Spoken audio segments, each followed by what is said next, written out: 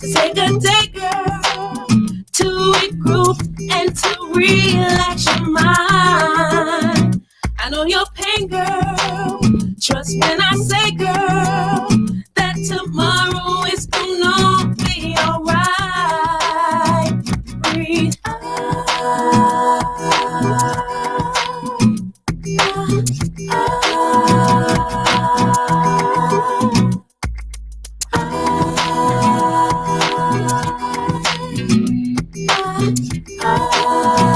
just breathe. Nobody said it'd be easy. You're working hard to take care of your babies. And the way the world's set up, even when your man gives up, you got to keep it moving on. So it's okay, girl. So take a day, girl, to regroup and to relax your mind. I know your pain, girl. Trust when I say, girl, that tomorrow is gonna be alright. Just breathe.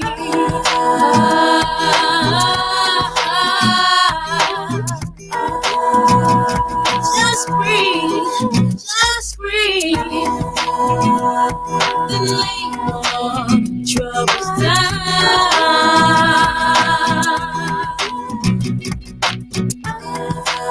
When you're tired of all the drama,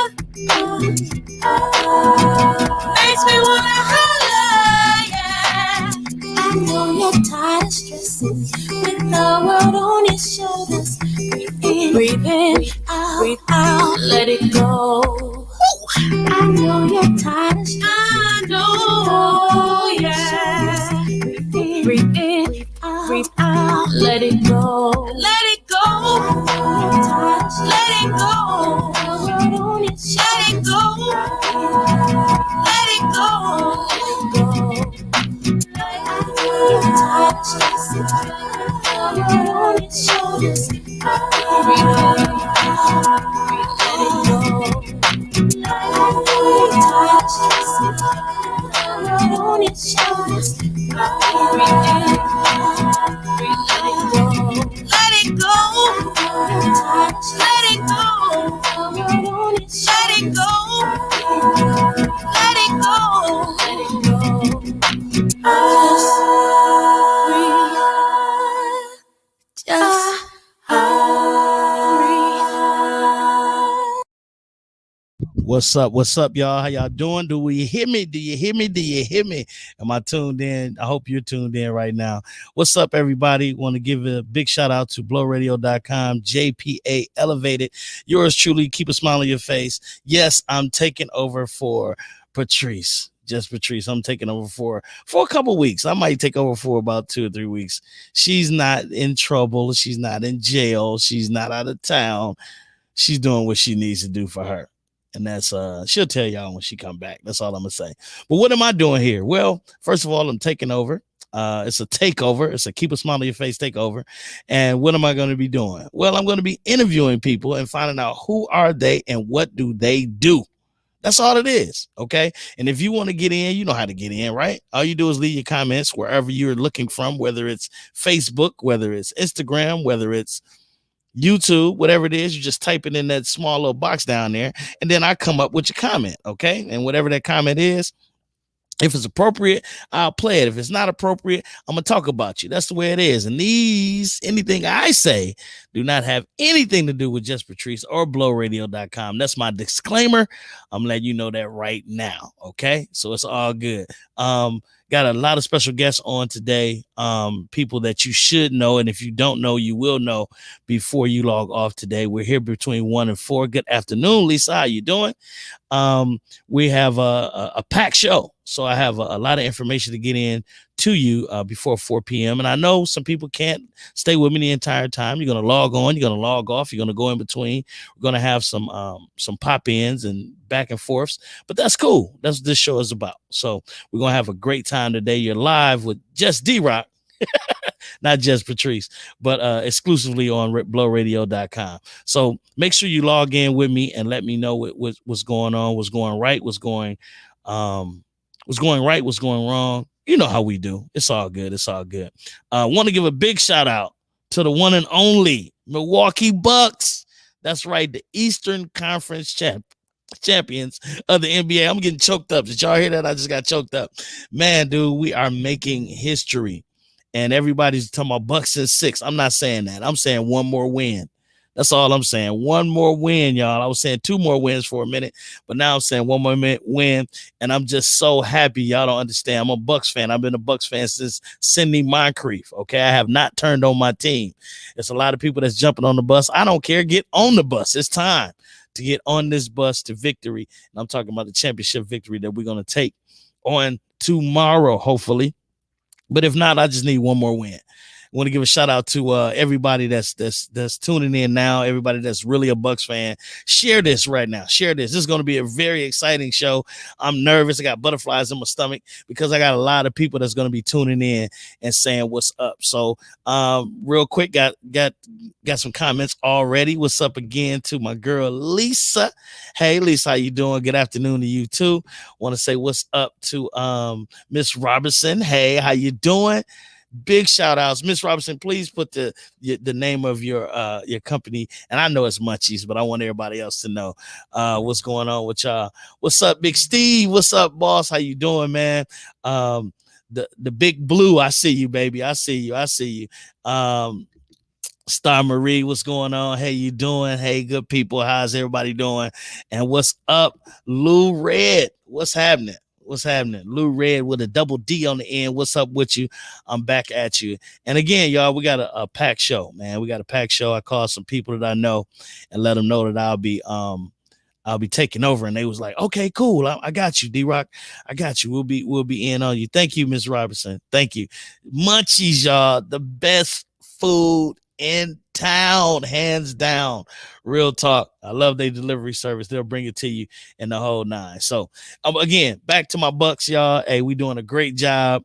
I'm gonna leave my personal comments to myself till after we win the championship, but I am very excited about our Bucks, y'all. We are making history.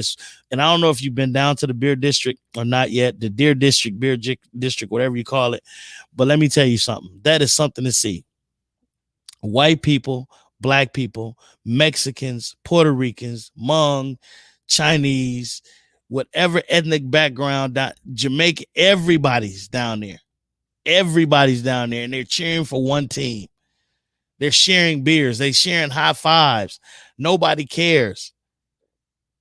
Like, for real, you would never think that this city, how divided we are, that's what I like seeing. Of course, I like seeing my Bucks win. Don't get me wrong. I'm not taking away from that. But I'm saying being down there at the beer district and watching all of these people, man, it's just a wonderful, wonderful feeling. It's a wonderful thing. It felt like my city is coming together because of the Milwaukee Bucks. You know what I'm saying?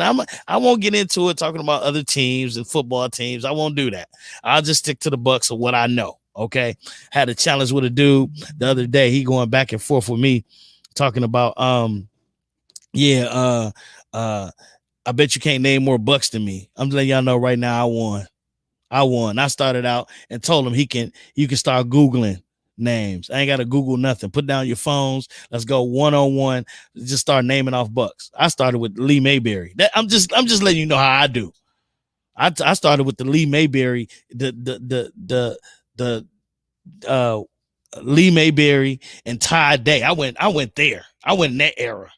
You know, I didn't even get to Ray Allen and Glenn Robertson. I didn't even get to the big three. I didn't get to the glove, Gary Payton. I didn't get to all them.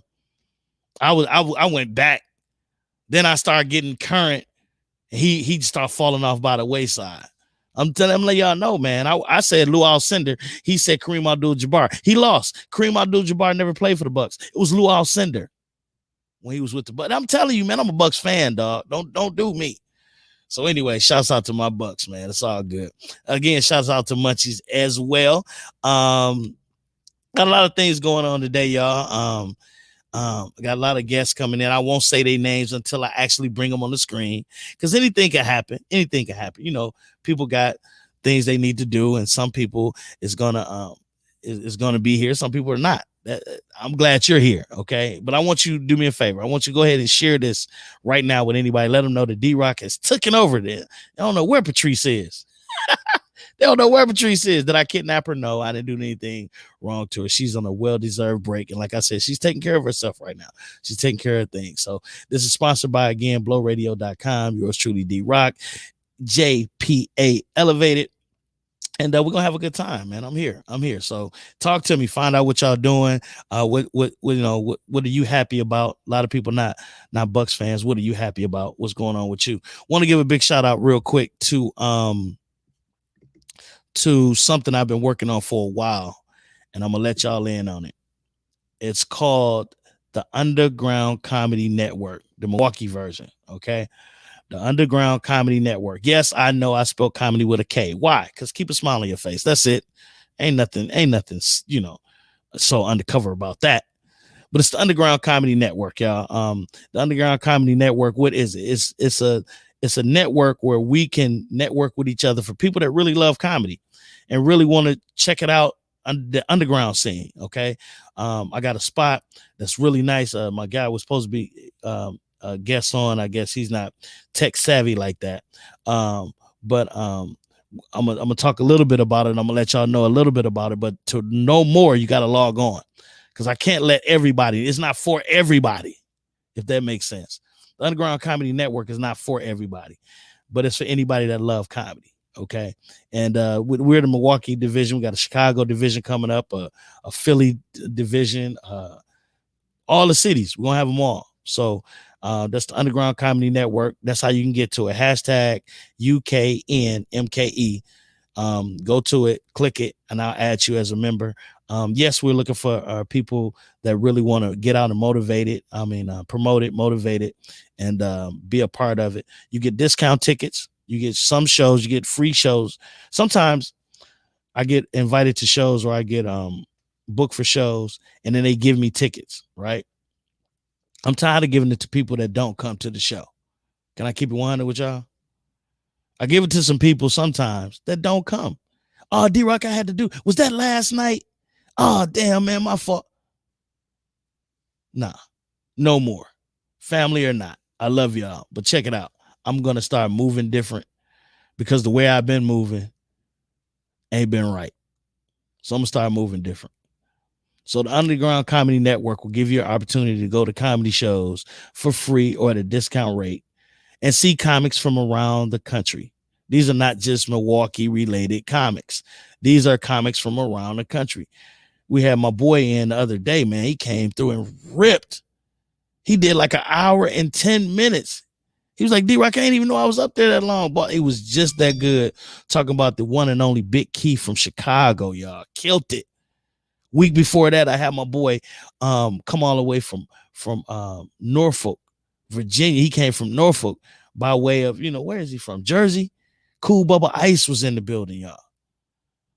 People out here working. They passing through our city, and it's not no big ticket prices, but it's a big show.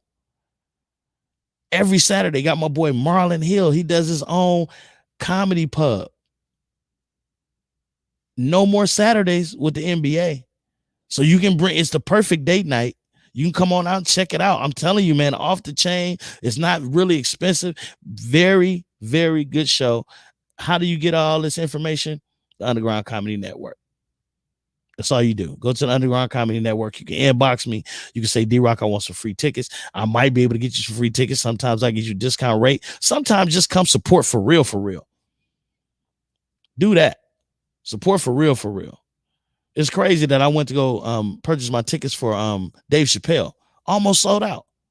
Almost sold out. The Dave Chappelle show at the Summerfest, the amphitheater, almost sold out. Y'all know what I'm talking about. Y'all know I'm gonna keep my peace, but y'all know what I'm feeling. Y'all know what I'm feeling. I hope you do. If you know me, you know what I'm feeling. Real talk. Dave Chappelle, my dude. I can't wait to meet him. But y'all will sell Dave Chappelle out, but won't come see us for $10, $15, $20. Dave Chappelle tickets, by the way, started at $100. That was the starting rate. Almost sold out. I don't get it. And I ain't finna get into it. I'm just letting you know. Catch it. And I'm talking about the Underground Comedy Network, y'all. It's gonna be off the chain. I got tickets. I got shows coming up that we need people in those seats. They already made their money. They already paid us. They already got. Now all they need people is to come to the show. Yes, we got clean shows. We got blue shows, as they call blue shows. We got comedy. We got shows you can bring your baby mama or you can bring your mama. You can bring your auntie, you can bring your uncle, you can bring some of these shows. We got some gospel shows coming up. The Gospel Explosion is coming to Milwaukee. I'm on that show. I think I'm the host. Y'all might want to get those tickets like right away. I ain't gonna tell y'all who on the show, but it's somebody y'all love in the comedy network of gospel comedy. That's all I'm gonna say. He was on Rick. What's dude's name? Dude that played Tyler Perry. He's on Tyler Perry. That's all I'm gonna say. So y'all might want to hear him get those tickets, y'all. It's off the chain. I'm just excited, man. I'm, like I said, kind of nervous, kind of glad to be here. I got some guests coming in today that's going to be off the chain. If you want to leave a comment or something real quick, I got you. Give a shout out again to my people that's on here. What's up, comedian Rick Walt? What's up with you, fam? I heard y'all did a wonderful job over at your spot, at your poolside, man. I seen it. I followed it off the chain, man. Great job. Do your thing, Rick Walt. Want to give a shout out to hey girl. She said, hey, link the page again. The link to the page again. Oh, the link to the page is right there.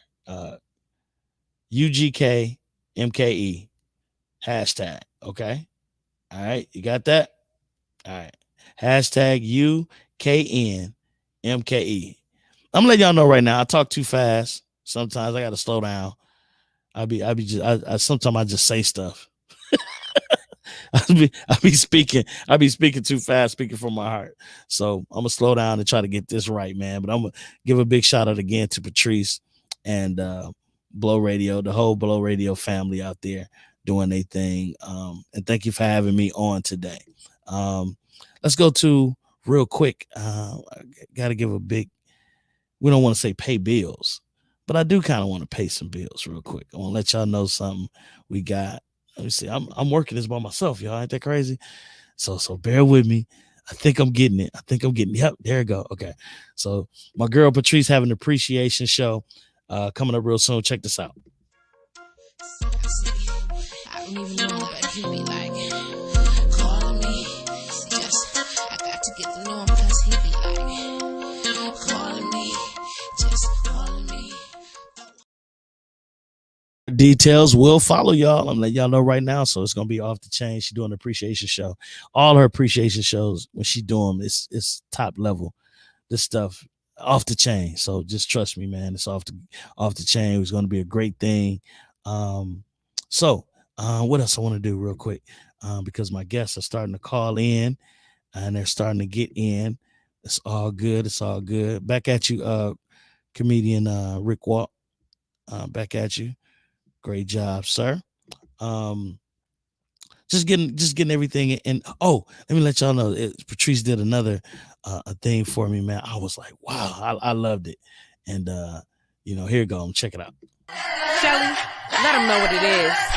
The envy of many. No need to give me credit. My cup runneth over. I love that. We're going to make it longer in a minute, y'all, but I love that. Thank you so much for what she do. And I'm talking about Patrice as my manager, as my friend, as my sister. This girl is, this woman is amazing. She do her thing, y'all. I got to give her a big shout out. Okay. All right, y'all. So, what are we going to talk about today? Again, anytime I come on, it's not about me. It's about somebody you should know. And, his device is not hooked up right now. I was going to bring him on right now. And then my other guy, he's actually flying out today. And I talked to him and I said, man, I want you on the show. So he should be logging in any second. And I want to know who you are and what do you do? So go ahead and put your comments in. We already said one young lady, Boss Lady Robinson, Shamika.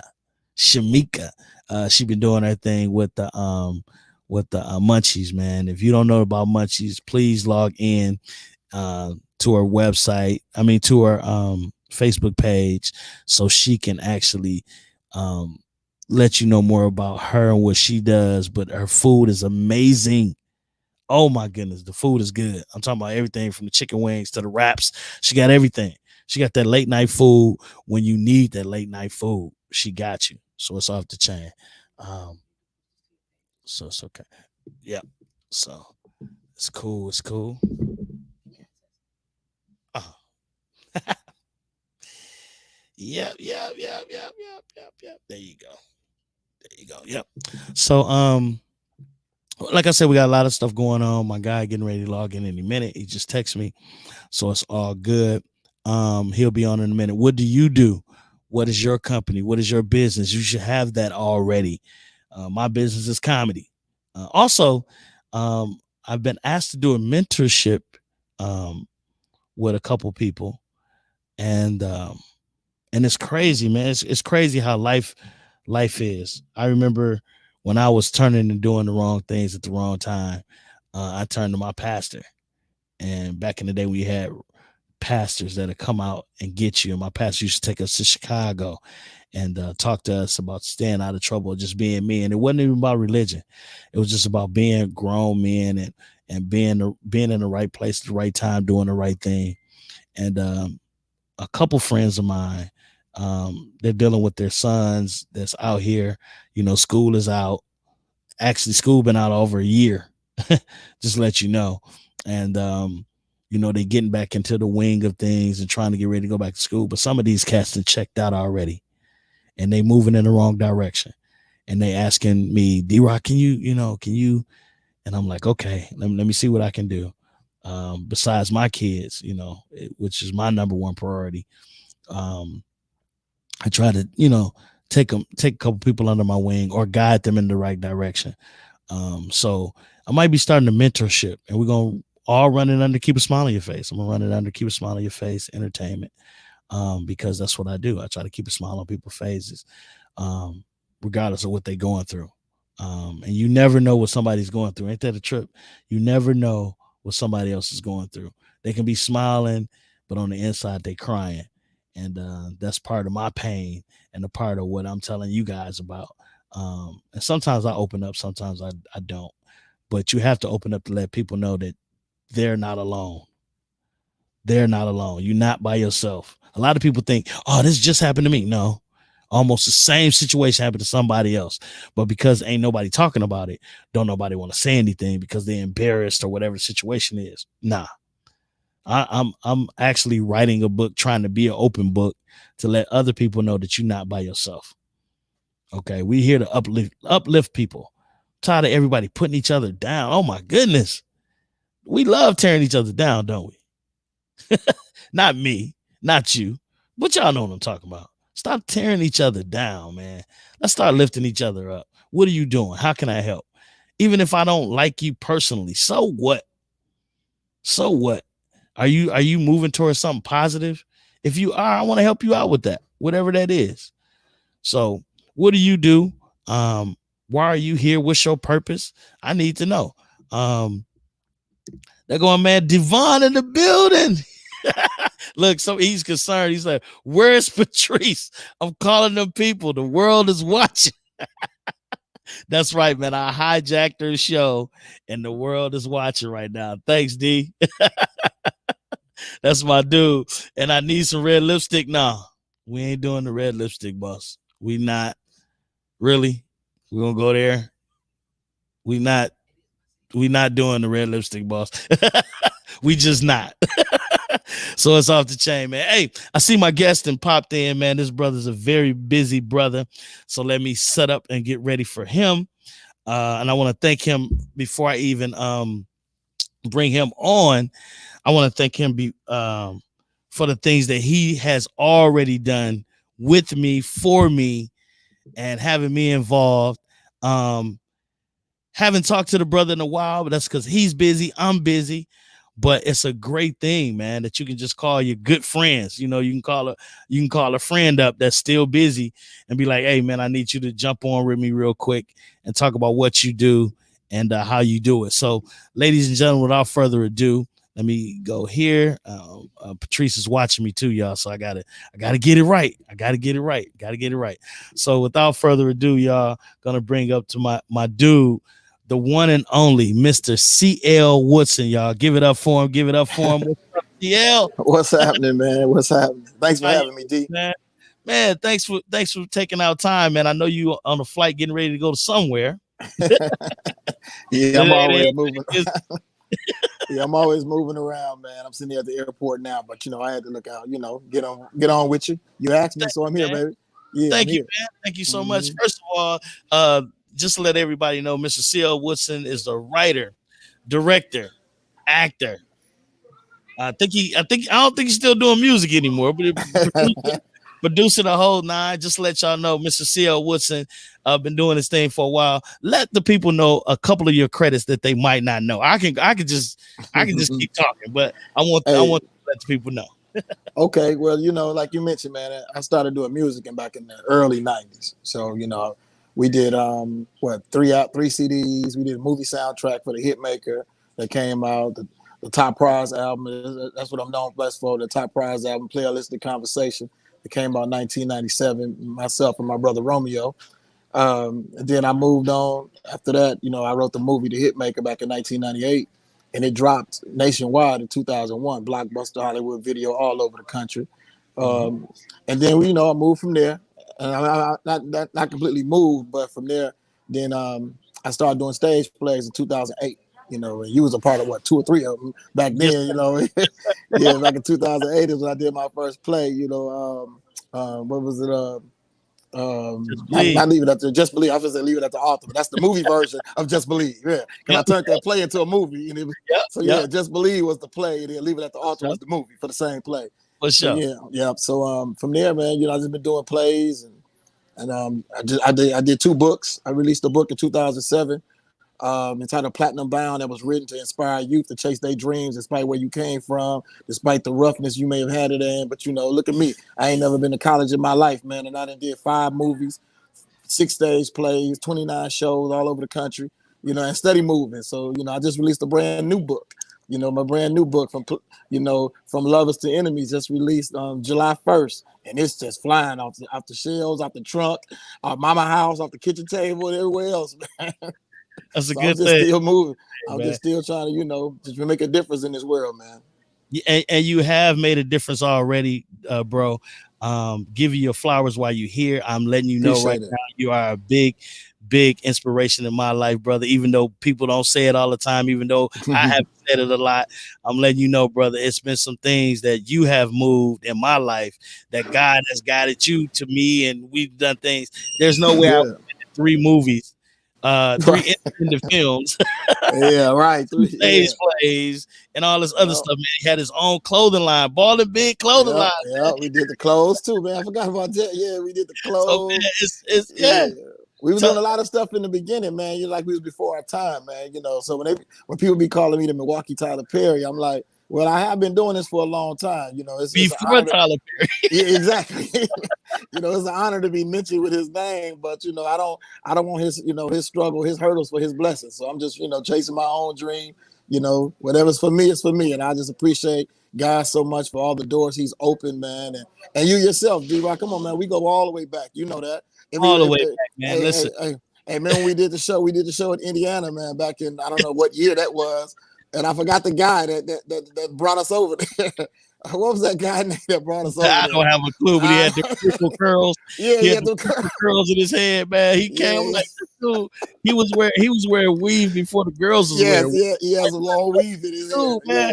And I was just your road manager, man. Yep. That was funny. You made it happen, man. That was fun times, man. That was funny. Yeah, that was the '90s, man. We did a lot of stuff together back in the '90s. Yes, we both was young and trying to make it happen, man. And we make it happen, brother. I want to let people know also, man, just in case y'all didn't know, one of the first local groups to open up Jam for Peace was Ballin' Big Records, right. Top Prize. Top Prize. And while he's getting ready for sound check, it's artists coming through, whoever the artists were, national or not, they was coming through like, who is dude? Who is this? Yeah, You yeah. know, Remember, we did the sound check right after Ice Cube. We was on the side of the that's stage right. waiting for Cube to come off the stage. Him and That's Short right. Chop. That's when they had the That's guy Short Chop with him with the long perm. They was right there. We was the next group. And then remember when we were upstairs backstage, Do or Die was next door to us. It was Yep. Do or Die. And they had peeked in our room and they was like, who is y'all? And my guys was like, man, let's do or die. Let's do or die. And let's go over there and take a picture. I said, they looking in our dressing room. Come on in here and take a Dude, picture. come take a picture with us, right? Man. Oh man, I remember that, man. Yeah, that was 98, Dude, man. it is crazy. It's crazy how some people get real excited about some other things. I was just talking about. We get so excited about other celebrities, not knowing you got a celebrity in your city doing just as big as things right there. But I love what you just said too. You said what's for you is for you. Right. What's for them is for them. And God is in a way that you don't even have to work no man. When we was driving school buses, man, trying to hand out flyers for the flyers, everything, man. Hey, I ain't gonna forget about the fact that you know, I had that flight to Atlanta in '98, and you drove me to the airport, but your truck broke down at the toll booth. At the toll booth. At the toll booth, man. We had to get him a cab. I had to get a cab.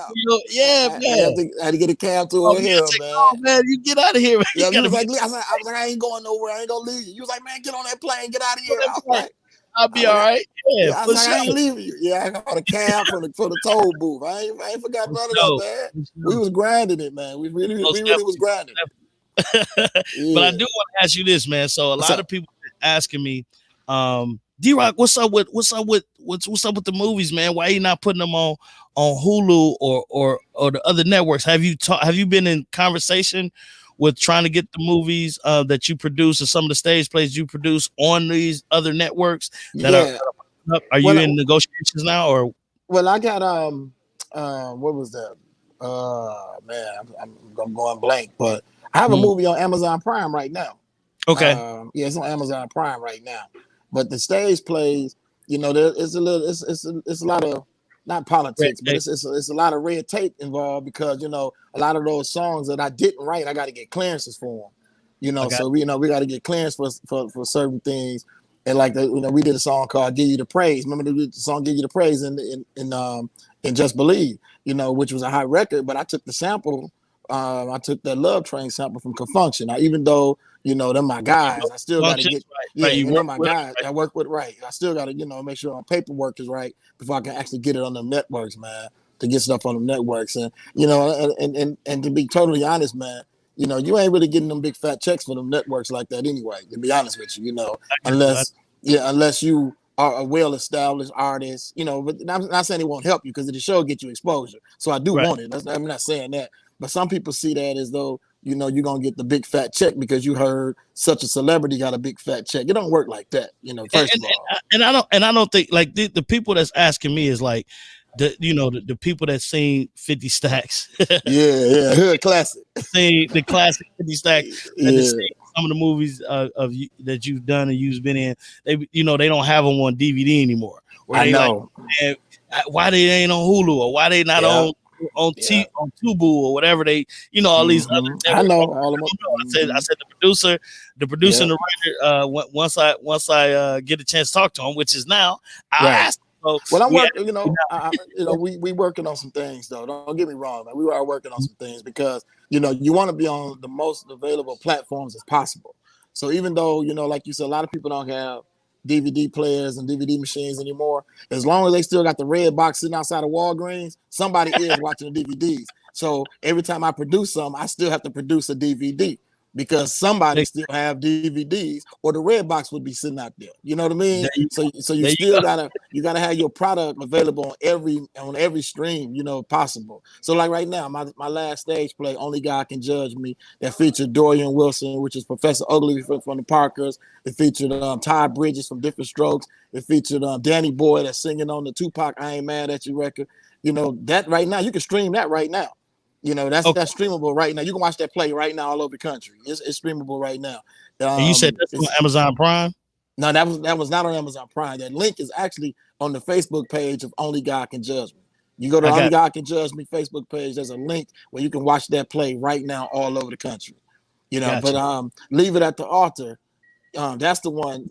No, Preacher Man. That's the movie that's on Amazon Prime right now. Preacher Okay. Man. That's on Amazon Prime. It's been on Amazon Prime for a few years now. So it's all good, man. I'm working every platform I can work. Don't get me wrong. I So, see that. the I see- plays, but for the last 10 years, everything I've been writing been motivational, uplifting, and spiritual. So Yes, sir. that became my more focus. Now, after the movie 50 Stacks, after we shot 50 Stacks, that was 2005.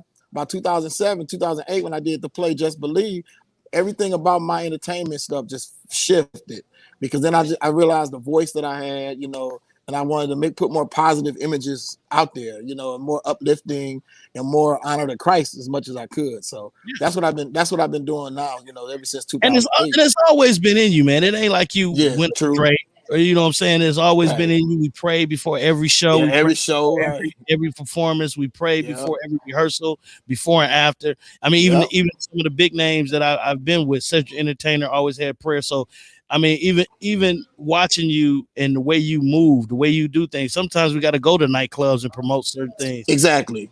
You sitting in the corner, you know what I'm saying, by yourself. You might have one, but you ain't having two. You gonna you know what I'm saying? There's times that I'll be like, come on, see, let me buy you a shot. You're like, D-Rock, I I'm don't do good. it. I'm good. Yeah, I'm and good. it's all love. It would never know, I'm better than nobody else. No. It was you always had that in you, man. So how's your brother doing, man? Because I know he's a minister now, right? Yeah, man. Romeo doing it, man. I mean, I'm so proud of my brother, man. Romeo, yeah. I'm so proud of my brother, man. He got his street ministry music. He doing his street ministries, man. He's been all over Africa, Ghana, everywhere, man, doing missionary work. So I'm just so proud of my brother, man. My mother is real proud, man. She got 7 kids, and they all walking with Christ, man. I'm probably the only one that got one leg in and one leg on the side. I'm probably the only kid she got like that. But, No, man, but yeah, man, I'm so know proud yourself, of no, brother. You doing it, man. You doing it, man. I mean, I see mom all the time. Well, I used to see her a lot. Right. And she passed by with that blessing wave, man. And she asks about you a lot too. yeah, man. She's amazing. She's amazing. Yeah. I already know. So she's my biggest fan, supporter, and prayer warrior, all wrapped in one. Yes. She keep me prayed up, bro. She keep me prayed up. That's always in her, man. Yeah, so what you got coming up? I know you got some things coming up. Well, like I said, right now, I'm encouraging everyone to get this book, man. Because when COVID shut my tour down, we was ready to go on tour last year. Me, Dorian Wilson, Todd Bridges, the whole show. Don Miller, Mercedes Ann, Theo Mackey, who else we had? We had Cassandra McShepard. Everybody was ready to go on tour, for the play. But then the COVID hit and it just shut everything down. So then I was also scheduled last year to start shooting a new film, Love and Truth Hurts. But because of COVID, it was hard to secure locations, man. And I get it, COVID is real.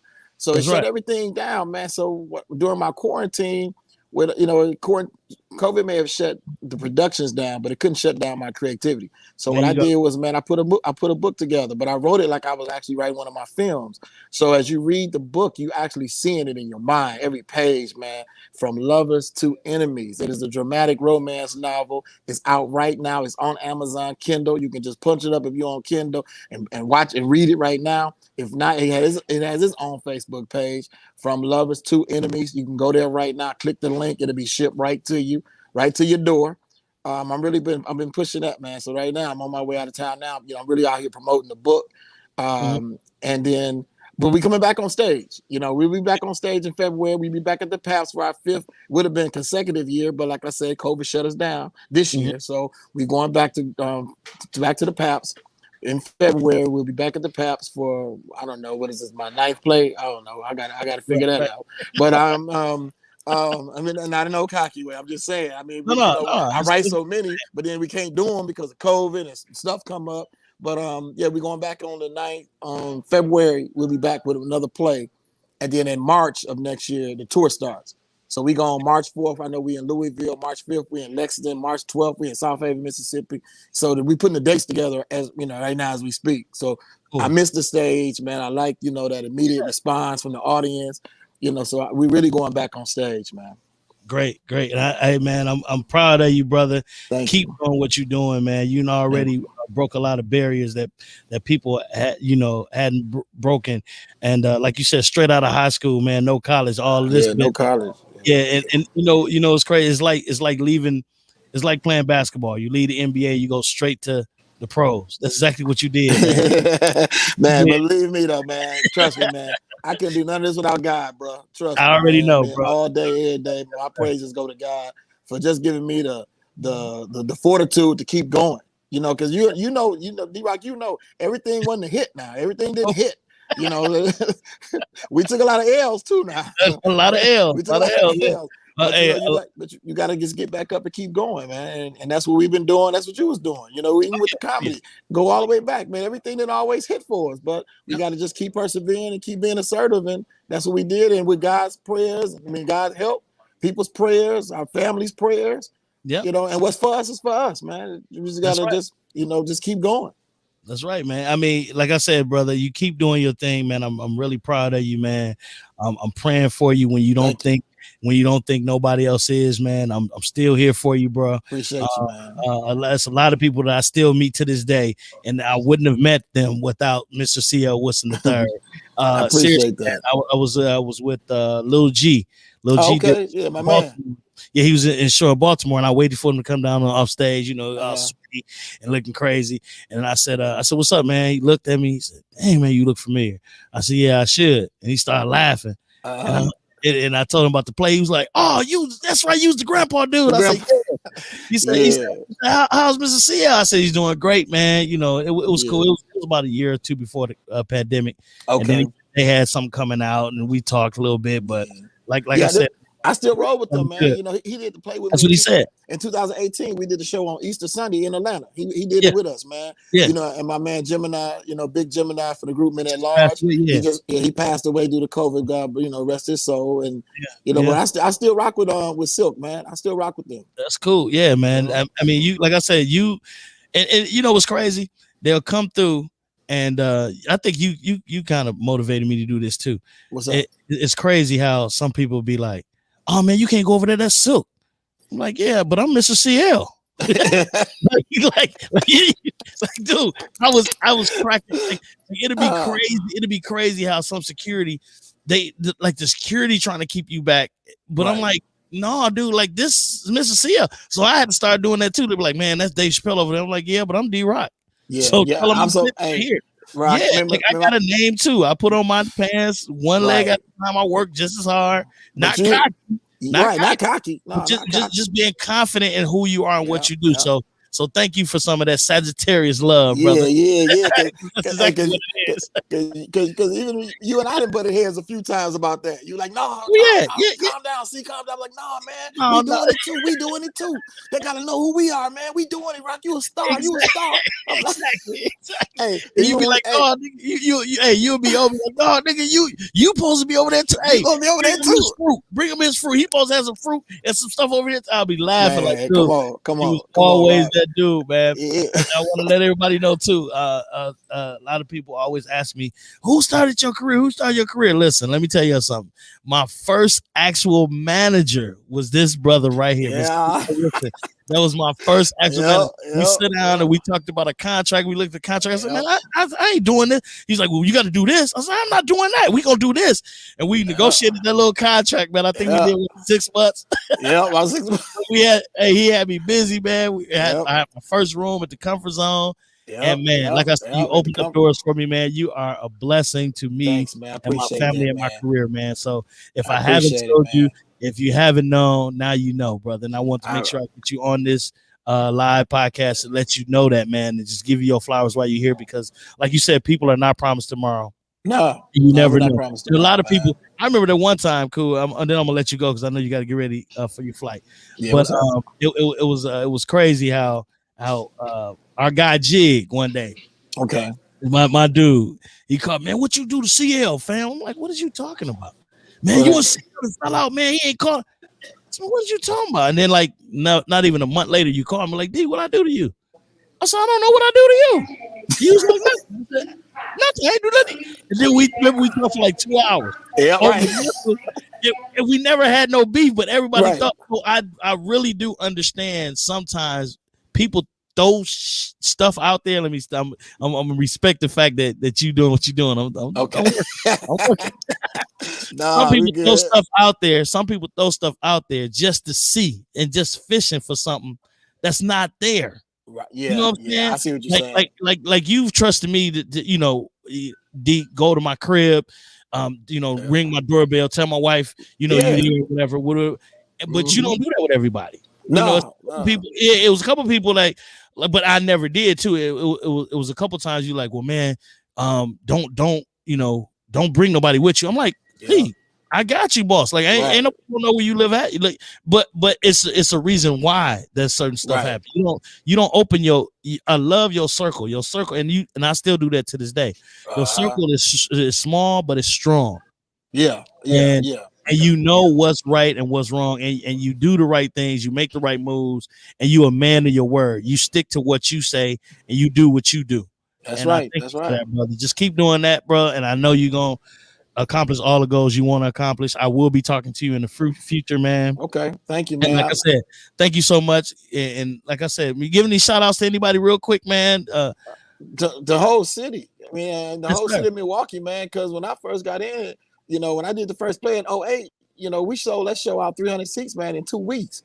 So, the whole city been riding with me, man. The city be riding with me. So I appreciate the city of Milwaukee. I gotta say that loud, man. Because I remember looking out the window in 1992 saying, one day I'm gonna be on the radio. And then in 2 years, man, I'm all over the radio, So so that means the DJs, everybody, man, the whole city been behind us, man. So when people be like, the city don't show no love. Well, I've always said the difference. You know that. I was like, well, they show us love. And I saw, and I saw the love back because, it's been genuine from day one. Come on, man, the first song, woo woo, that came from Wayne CK. Keep it real, woo woo, woo woo. That was from Wayne CK back in 1994. For sure. And you to put people in movies, man. Man, everybody been in my movie. Everybody, Home Alone, everybody. And I think I be tripping. I think I got over 1,500 extras. All Milwaukee people, man. Extras, about 1,500. So I can't even name everybody. So I don't even want to try. But standouts like Homo Blow, my man Mr. Devo. I'm all in his basement scenes, man. That's right. Like I said, Romeo. It's too many people, man. It's too many, man. The city of Milwaukee, I love you. I love you for always standing by what we've been doing, from music to plays to movies to my book. My book is just selling like crazy. So, man, I just appreciate the city of Milwaukee. Everybody that I've encountered along the way, and Mr. ARJ, it's like that was my pops, man. Mr. Arlen Jones, may God rest his soul, man. I had people like that around me, and I still do. I got people that see the vision, that saw the vision, and that can understand this is for real. Come on, man. We did 19 shows in 22 cities. I'm sorry, we did 22 shows in 19 cities. So we had a production truck, we had the cast, then we had to fly people in. This is for real, man. This is for real. This is for real. So when I say let me borrow $5, I mean let me borrow $5, bro. This is for real. It is awesome. Cash at me $5. I can use it. For real. Man, keep being blessed, brother. I will get back to you, man. Yes, man. Don't change your number. That's another thing you always told me. Don't change your number. Change the numbers. Same number. I had the same number for 30 years. All the little jewels you dropped, brother. Right now, I did listen, and I'm staying with it, man. So thank you for what you do, man. And for the record, this is my very first live podcast that I've done. I've been asked to do a lot of them, but you hit me at midnight last night. I got you. Yeah, I said, all right, I'll be there. I got you. I'm gonna be at the airport. It's all love, man. You. So you the very be first safe time. on that flight. You be safe on that flight. Hit me up when you get back, man. Thank you, man. Appreciate you. Love you back. All right. Tell the family love, man. You know I will. All right, back. Hey, y'all, Mr. C.L. Woodson, man. This brother, y'all already know, man. Now y'all should know. And that's what this show is about. That's the reason why when Patrice asked me, would I would, yes, I'm honored to, because I need y'all to see people that y'all probably didn't know. This brother did movies.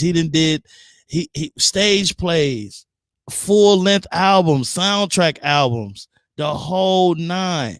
And Mr. CL, like I said, man, he's always been that dude that step up to the punch, man. He always step up. He took it on the chin, whether it was good, bad, or in between, and he did what he had to do. So thank you for what you did for me, brother, and keep doing what you're doing. I wanted to say that. So let me get to some comments real quick. I see we got some people logging on, logging off, but thank you for coming in.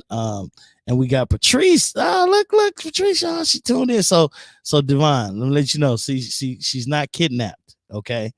Ain't nothing wrong with her. She's logging in. She's letting you know I'm okay. She's giving a big shout out to myself and Mr. C.O. Wilson III. So shouts out to you. Miss Thick with it. Miss Thick with it. She said, yep. I know. LBVS. I never know what that stuff is. Laughing, but it's very serious, I think. Good afternoon. Hey, what's up, Miss Thick with it? I never know what that stuff is. I'm old school, y'all. I don't really be doing it like I should be. My son be keeping me on point. He'd be like, Dad, that means this, that means that. But let's stick with it. What's up with you? How you doing?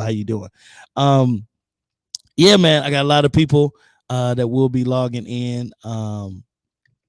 Just to let you know. And I told my manager that I will be doing this after each guest. So let me do it. I don't even know what he be like. Calling me, just I got to get to know him because he be like calling me, just calling me. I love that, man. I love that. Her appreciation show for her people and her customers, people around her. Make sure y'all pay attention because it's going to be off the chain. Y'all seen it already. And if y'all didn't see it, if y'all catching the end of it, let me play it again. Let me let y'all. I don't even know what he be like. Calling me, just I got to get to know him because he be like calling me, just calling me. So stay right here to the one and only live with JustPatrice, but I'm not Patrice. Y'all know I'm D-Rock, and I'm here exclusively on blowradio.com. Yeah, again, y'all got a bunch of people in and out. I'm gonna go ahead and bring my Sagittarius brother up real quick. He's been online. I think he'll be. Did the curtain just move? I don't know. I thought I was down here by myself, but the curtain just moved. I don't know. Getting kind of creepy down here when I got these headphones on. So let me see if my Sagittarius brother be able to tune in real quick. He's been on. So let me see if he's on. And I'll bring him in to talk to him and let him know what's going on. Find out who he is and what he now. It's a lot of the people that I bring on. You should already know who they are, like by their name. I remember back in the day when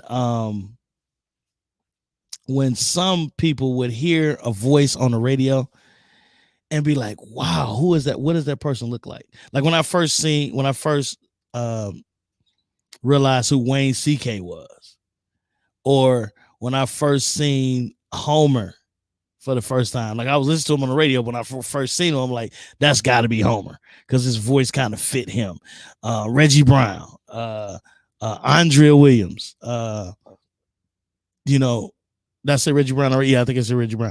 But some of the on-air personalities, you never knew what they looked like. I did radio before. And I remember doing radio one time, and my guy Wolf D popped in, and he was like, "What are you doing?" I said, "What you talking about?" He's like, "Why are you using that voice?" I said, what voice? What are you talking about? He said, "Dude, talk like yourself." And then I ended up doing that, and my boy Tony Neal did the same thing. Dog, stop doing, because I was doing the radio voice. Everybody got the radio voice, right? Right here on 860 WNOV, we right here. Like, dog, what is you doing? He was like, dog, stop. Just talk. D-Rock, just use your regular voice. And I was doing the, bringing the sound up and down and all that type of stuff. I was mimicking what I had seen from other DJs. And I was an intern. I was an intern at Hot 102. Back in the day, Hot 102. I was an intern, y'all, trying my best to be I thought I wanted to be a radio disc jockey until I found out it had nothing to do with music. Radio is all advertisement, fam. So when I found that out, I was like, I don't want to do that. I think I want to do something else. So I ended up hooking up with a couple people, man, and end up DJing. And I was finna bring the DJ up. Then all of a sudden he disappeared. He disappeared. I was just gonna bring him up. My Sagittarius brother. I know he's still listening. But I'm talking about Doc B. He already logged in. When he logged back on, I'm gonna bring him on and talk to my boy Doc B for a minute before we bring our next guest up. Like I said, we got a lot of guests today. I got a lot of people texting me talking about, are you talking about LA time? There's a bunch of people. There's one person I got calling in from LA, and he wants to make sure he gets in on time. So he done hit me up like 4 or 5 times to make sure he on time for the right for his right time. So I got you, brother. That's all I'm gonna say. I got you. Please leave a comment. Please leave a comment if you log in. If you log in and I'm not paying attention to the comments right now, make sure you log in. So knock them. Hold on, let me. Don't knock them interns, G. No, I can't, man. I can't knock the internships, man. It was off the chain, and I had to find out what internship was when I was at 98.3 waiting for my check. I was waiting for my check, fam. I thought I got paid. And she came out and explained to me that internship mean no, you don't get paid. I was like, what? I'd have been here every day for 2 weeks and nobody thought to pay me. It was crazy. But yeah, you're right. Don't knock their internship, because there's a lot of people out here that's been doing internships that turn out to be yeah, I know. I know, but stick with it. No check, 2-3 weeks I had been working. And that was at 98.3 at the time. And you know what? I was actually doing a police show. It was a police informant show. The police get on, they'll talk about crimes, and then they'll talk about what happened and all that type of stuff. So I did that show for 3 weeks and found out I wasn't getting paid. It was crazy. So that's how I go. Stick with it going in. She thick to ask. Listen, it wasn't the fact that I didn't ask. It was just, I had been working my whole life. So they told me I had got hired as an intern. So hired to me meant pay. I didn't even ask how much I was getting paid. I just thought because I was hired, I was getting paid something. And the lady, and I believe that lady ended up leaving 98.3, she went to another station. It was one of the hot stations, hot something. One of the other stations affiliated with that. But anyway, so let me see if my man logged back in. I'm trying to add him to the. Let me see. I don't see him, but he's there, but he's not there. So it's something that he doing. The Midwest Mixer. Y'all give it up for the one and only Doc B. Doc B, are you there, sir? Because I can see him. I know he got. I know he got a cricket phone. I hear him. You want to? Is something wrong? Is something wrong with you? Y'all see, he ain't that black. I'm letting y'all know that right now. I'm just letting y'all know. So, Doc B, are you there? Can you? Is something wrong with your camera or? You know what? Because I got a mini and I got the iPhone at the same time. So okay. Hold on. So do me a favor. So try to log on. Yeah. Which one I'm on? Hold on, I'm on both of them. Try to log off and then log back on to see if we can get you on, brother. Because that's something we're gonna do. Yeah, so I'm gonna remove him and kick him off, and then we good. We gonna go from there. But again, y'all, if you just tuning in, it's yours truly, D-Rock, taking over for JustPatrice right here on blowradio.com, sponsored by JPA Elevated, and keep a smile on your face. We already talked to Mr. C.L. Woodson, producer, writer, director. We got a brand new book out, so go to Google him. I like to say that all the time. Google him, C.L. Woodson. The third. Make sure you Google him and find out what's up. And he was just on our show. So we got a lot of people coming. Trying to get Doc B back on, but it's all good. Can I get a water, please? Thank you. Cold, please. And we got a lot of show left. So I know you guys are just tuning in. So that's cool. All right, there go my man right there. Okay, let me bring him in. Mic check. the one and only. Hey, I want to catch shit. D. I want to catch shit. I want to catch shit. Hold on a second, nigga. Hold on, nigga. Hold on, What's nigga. going down, fam? You gotta catch your new mask. I'm like Laverne and Shirley. Laverne with all the L's and shit. Man, That nigga name on everything. Nigga name on everything. What up, nigga? what's happening, famo? What's going on with you, man? Man, what's cracking, dude? Now The this most- is The Now, most everybody- non-tech savvy nigga ever. So yeah. hey, you So I'm on handling phones. your I got mini iPads. I got all kind of shit. I got all the gadgets. I just don't know how to work them. All right, here we go. We good. That's all right. I got white people on deck. We good. We good. I remember you so crazy. I got white people on that. I remember 10 years ago, man, you was telling me you needed some help doing a computer. I'm like, what is you talking about? He was like, man, I need to take your computer class. This dude was coming over there and we was doing classes in between classes. I think it's more than 10 years ago, but yeah, you're right. Yeah, you're right. It was about maybe 10, 15 years ago. Thank you so much. So yeah, man. So Doc, what's been going on with you, bro? What's up, nigga? What's up, dog? I just flew for the first time in since 06. When I flew out with Sincere, we did the tour for the troops. So I've been flown since 2006. So every time I'm watching like the meal techs and all this other stuff and the core DJ retreats and all this, I'm just like, damn, I ain't flown. I ain't done none of this stuff. They be like, you gonna be there? You gonna be there? I'm not never on those sets, so I haven't had to fly yet. But I just went to Atlanta, man, over July 3rd and 4th. It was hot. So one of my firefighters retired. I don't want to give away too much business, but that's cool. Cool. He brought it down, man. It was nice. It was a nice thing, though. It was nice. It was almost like a family reunion / we're gonna do a cruise. We're gonna do a party in the park. It was Milwaukee, and dude, that's when they was playing the Hawks.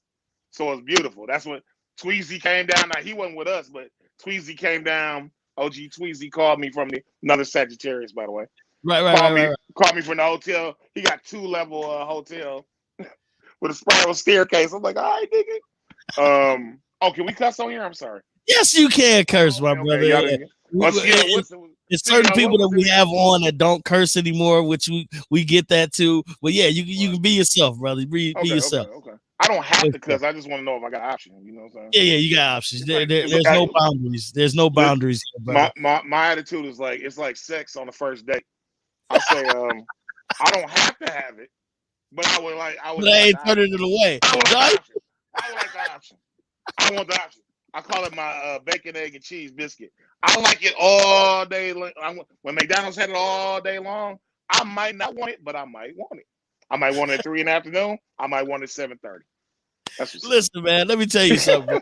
You the most funniest non-comedian I know. I'm gonna tell you that. The reason why I'm gonna tell you that, brother, because and I'm gonna just be honest. I've been ribbing since. I'm gonna just be 100% honest. I hate getting you as a DJ sometimes. You like what? Listen, let me tell you why. Because the comedian always go at the DJ. But you always have the last word. Like you always kill the DJ. So the DJ always kill the comedian. It's supposed to be opposite. Now wait. You don't mean getting me as a DJ to DJ part. You mean DJ comedy No. Just comedy shows. Yeah. I just want to tell the audience. No.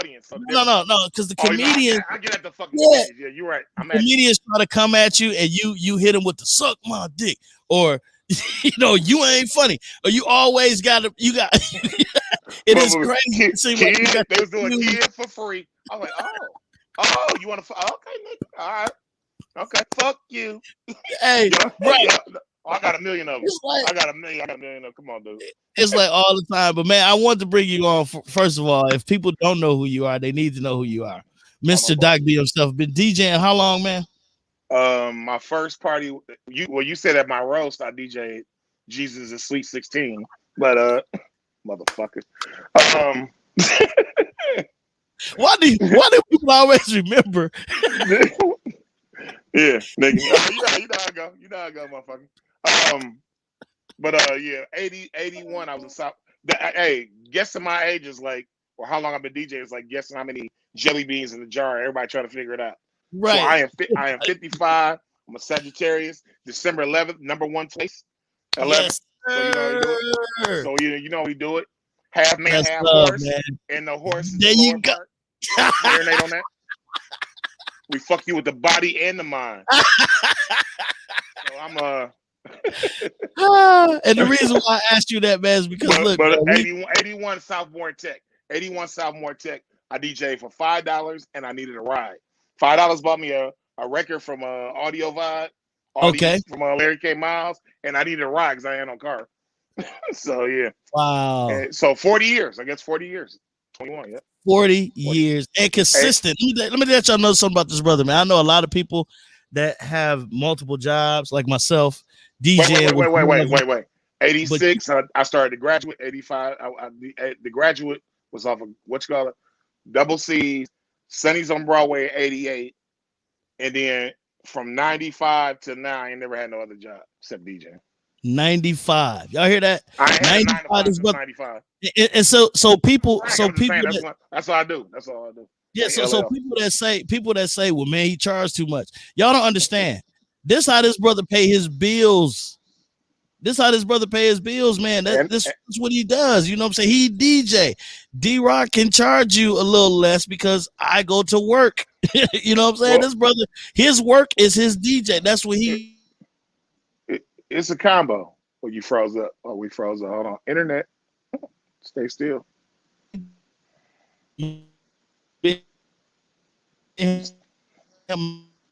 Had this not an argument. So you breaking up, so I'm not hearing it all, but I know where you're going with the gist. I'm gonna let the internet do its thing here. I wish I refresh the screen or just let it be. So if you can hear me, let me say this.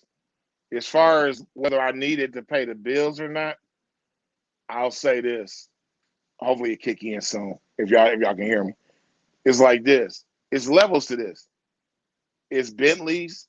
Even in Benz, within Benz, they got different levels being 600 Benz, whatever. It's like the level of quality I'm bringing to the table and experience is not the same as the next woman or the next man. And I articulate everything I'm doing. Do we hear me? Am I still on? We gonna hold up. Technical difficulties. I want to try reboot. I'm gonna be still for a second.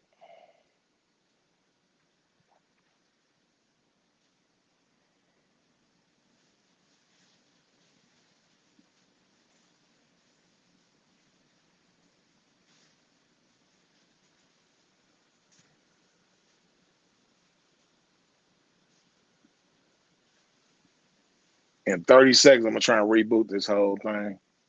Jump back on.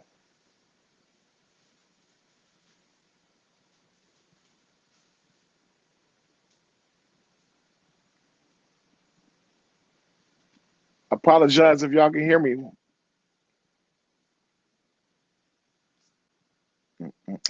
I see me, but I don't see you.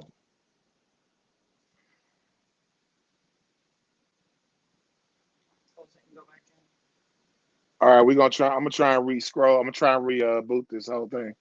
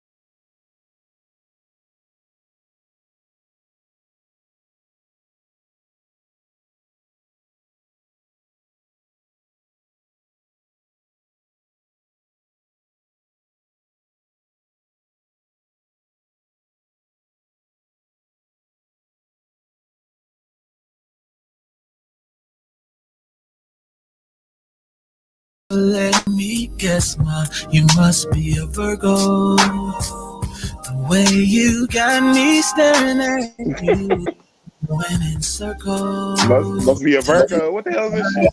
I'ma tell Fine. you, man, I'm a Gemini. Can you hear me? Yo. Check. All right, Doc. All right, We back. All right, we back. All right. We back, and we black. Okay. Yeah, man. So, Hold for those of you that thank you so much, people that right across say y'all froze. We good. Thank y'all for tuning back in. Again, go ahead and click that share button right to your side real quick and share this information with somebody. Let y'all know that Doc B's on right now. We just got done talking to CEO Woodson, my boy Doc B. Go back to when you started, brother. You said you started in as full-time DJ. When was that? 1995. 1995, y'all. Hey, by the way, Who You With came out in 94. So that's all. Who You With? Who You With? Which is actually I mentioned that song for a reason, because that's part of my activism. I got an activism side of me where I me and Blow actually just went kind of toe to toe on this a week or so ago. The short version is I'm with, for the last 10 years now, probably, I've been seriously joining with the NAACP, the Nation of Islam, not directly Nation of Islam, because IEBLTs and they white women. I'm just kidding. So, but I'm not, since I'm not straight up Nation of Islam, Minister Farrakhan put out a call that said, look, if you not, we want to reach out to beyond just people that's in the nation. They always have, but they want to go a little bit deeper. In a 2 Chainz song, he said, I had to sit down with Farrakhan. If you remember that line, the reason why he said it is because they went out to the rappers, just influential people in the neighborhoods, and they said, look, as long as you got the correct mindset, we want to partner up with you. And they call it the 10,000 Fearless. So I'm a part of the 10,000 Fearless. They train in de-escalation of what do you call it, de-escalation, mediation, conflict resolution, de-escalation, cool. protecting your house, protecting your neighborhoods, protecting your woman, your child, planting your own food, because they big on that. It's so funny. Me and you, I'll go for an hour. I want to cut in the next person's time. That's why you're here. Oh, that's why you're here, bro. Go ahead. Yeah, respect. So what's funny, what I've always known, I just told him this, I just DJ one of their at the mosque, which is right over by old Zarkos, which is right by the old, it's called Empire now, right by the old Zarkos. Mosque 3, I just did it. What I told them was, I said, look, man, they already know I'm down. We already I might as well be in the nation with me and Gat Turner, Brother David Muhammad, William Muhammad. But anyway, back to the point. What I told him was, I've been listening, because I'm a talk show dude. Besides the music, I've been listening to Farrakhan, Malcolm X tapes, Khalid Muhammad when he came to UW. I've been listening to these guys, Ava Muhammad, because they let the women speak too. The women come in and do their thing too. So sisters get they say so too in the nation. But the amount of things that they predicted to come true, like the amount of whites not, and this is in the 90s when I'm at the scratch pad in the 90s. Farrakhan said, look, they're not producing as many. And what they worried about is us rising, the rest of the people rising in numbers. So the vote's gonna be different. They're gonna be able to overtake different. That's literally what's happening. He said that'd be like between 20 and 30. 2020 and 2030 is when it's going. This is in the 90s. They've been talking about food, how to eat. Man, diabetes, and man, come on, dude. Come on, dude.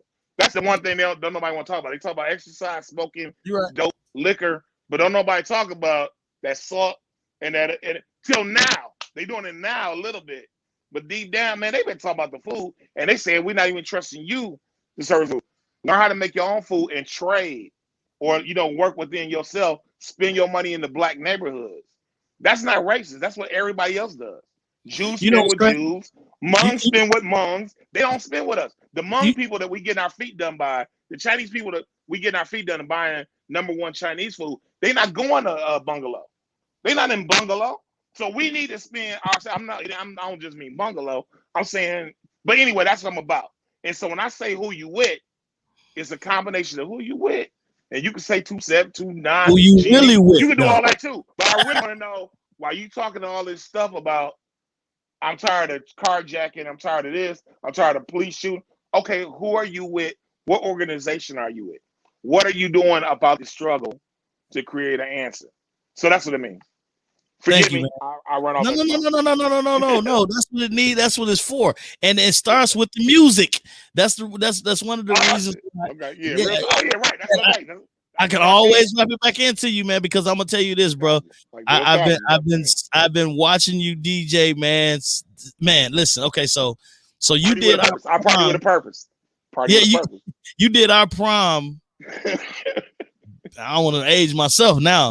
You did our prom back in Vincent, right? I went to the junior prom. Wait. I got a joke that ain't so funny. This is what I tell niggas when they get at me about being so old, gray hair. I said, guess what, nigga? That's what you want to be. You want to get old. You know how much chalk, you know how much yellow tape and chalk is out there? There you go. You want to get old, motherfucker. You want to get old. You want to get to be the old folks on. That's right. Get my IHOP motherfucking discount and my ARP card. Because he's 55 now, right? But he did our prom, and then like I said, you just did some stuff. I'm old, but I'm cold. Right. But you know what's crazy? I'm gonna say this too. Talk to me. Our principal. Where'd you go to school? Oh, you went to Washington. I went to Vincent, but I kicked out and I went to Washington. Oh, yeah. So it was crazy. Like I was gonna say, you did Vincent's prom, and then you end up doing Washington's prom as well. Because I went to junior year, then I went in my senior year. So you doing it, and then, but I knew you anyway. So then was crazy, and he don't. That's how I know you're getting old. So you was DJing at Tony was at Brown's Canopy Lounge, and you was at Brown's before Tony, I think, like right before Tony. Or something like in the same area. I don't remember sitting at Browns, but okay. I've been there a couple times. Wherever you was DJing at, I ended up talking to you. We was conversating about something, and you was like, "Yeah, grab a crate," and I'm like, "Huh?" Like, grab a crate, and I'm like, "All right." So I grab a crate, and the next time, you was like, "Yeah, meet me down at your location, your studio," and we loaded the van up, went down. Wow. Unloaded your stuff up at a party. Like you really don't remember. And I think it was at it was a Scooter B Spider D era. That's what I'm gonna say. It was around that. No, they was at the rave and all that. And Exactly. Kid B-Box. So when you see Kid B-Box, damn near D-Rock was right there on the side. Because I was watching all of y'all, like, I need to get in the mix. So I started DJing a little bit, and I'm trying to DJ, and you like, nah, bro, watch out. And Spider D, and all them Brucey B, all them, they was like, yeah, man, spending them cold productions, right? Yep. So they started letting me get on, and I'm watching you, and it was like when I watched the movie Juice, that's how I was like back in the day. It was like everybody was trying to get on, but everybody was really mixing like this. And don't get me wrong, technology has taken it to another level. Thank you. That everybody ain't got to carry all them damn records and stuff. Thank you. But back in the day, I think you were the only DJ to have at the least 25 racks. 25 crates. Like 8 to 10 crates. I had 8 to 10 crates every time we was going out. Every time. And he needed it. You don't know what you need till you get there. You don't know what you need. And it's crazy. I have never heard. That's why I got the terabyte. That's why we got the terabyte going. I have never heard Doc B say, "I ain't got it." I heard him say, "Wait a minute, 1 second." All right, let me get it. Now let me get that phone. Go to YouTube. Here, but I got you. Yeah, exactly. All right, let me go to YouTube. So Doc been that dude, man. He will play your jam. He did your mama's wedding, your grandmama's anniversary. He did the proms. I was looking at some yearbooks at Madison. Dude, I think they first. Oh, the crazy background, the Dr. B light. Dude, that's why I sent it to you. Like I said, man, that Doc B neon light been around forever. I got that that's the combination of the open sign, the crazy open sign. I'm like, damn, that look kind of slick. And then Too Short came to the Mecca a long time ago, and he had Too Short, and then he was in neon, and then he was behind a silhouette. I said, dude, I'm finna do that shit. And you did it. Man, And it's up forever. I pulled that motherfucker out at Summerfest for T-Pain, and I pulled it out at me and you do Summerfest. Yeah. I pulled it out at Jill Scott. The Jill Scott people was acting like some asshole, but that's all. No. So I pulled out the Jill Scott concert. Man, burnt that shit to the ground, dude. Like I went over here for that Dr. B light is a motherfucker, dude. Ain't nothing like the block letter, dude. Ain't nothing like it. Block capital letters ain't nothing, dude. Nothing like it, man. I ain't gotta change my name because I wasn't Grandmaster so-and-so. Helium, I'm the only nigga that from the back in the day, I ain't gotta change my name. Because that shit just still roll with you. The Midwest Mixer. Midwest Mixer, man. What's good, baby? You know we doing his thing, man. We tell a story. We tell a story. We mix this shit. I just did this it's called The Backyard in Bayview. I just did it last night with New Styles and a guy named Sway Tracks. Man, it's that whole feeling. This man's beautiful. That's one. So have you ever been a tour DJ for any artist? No, you know what's funny? When in the 90s I was trying to do that. That's what I wanted to do. Well, I just wanted to tour as a DJ, period. So what the white people jumped on there, they supported theirs like with the EDM dudes. We only really gravitated towards rest in peace Biz Markie, Kid Capri, maybe a couple other guys.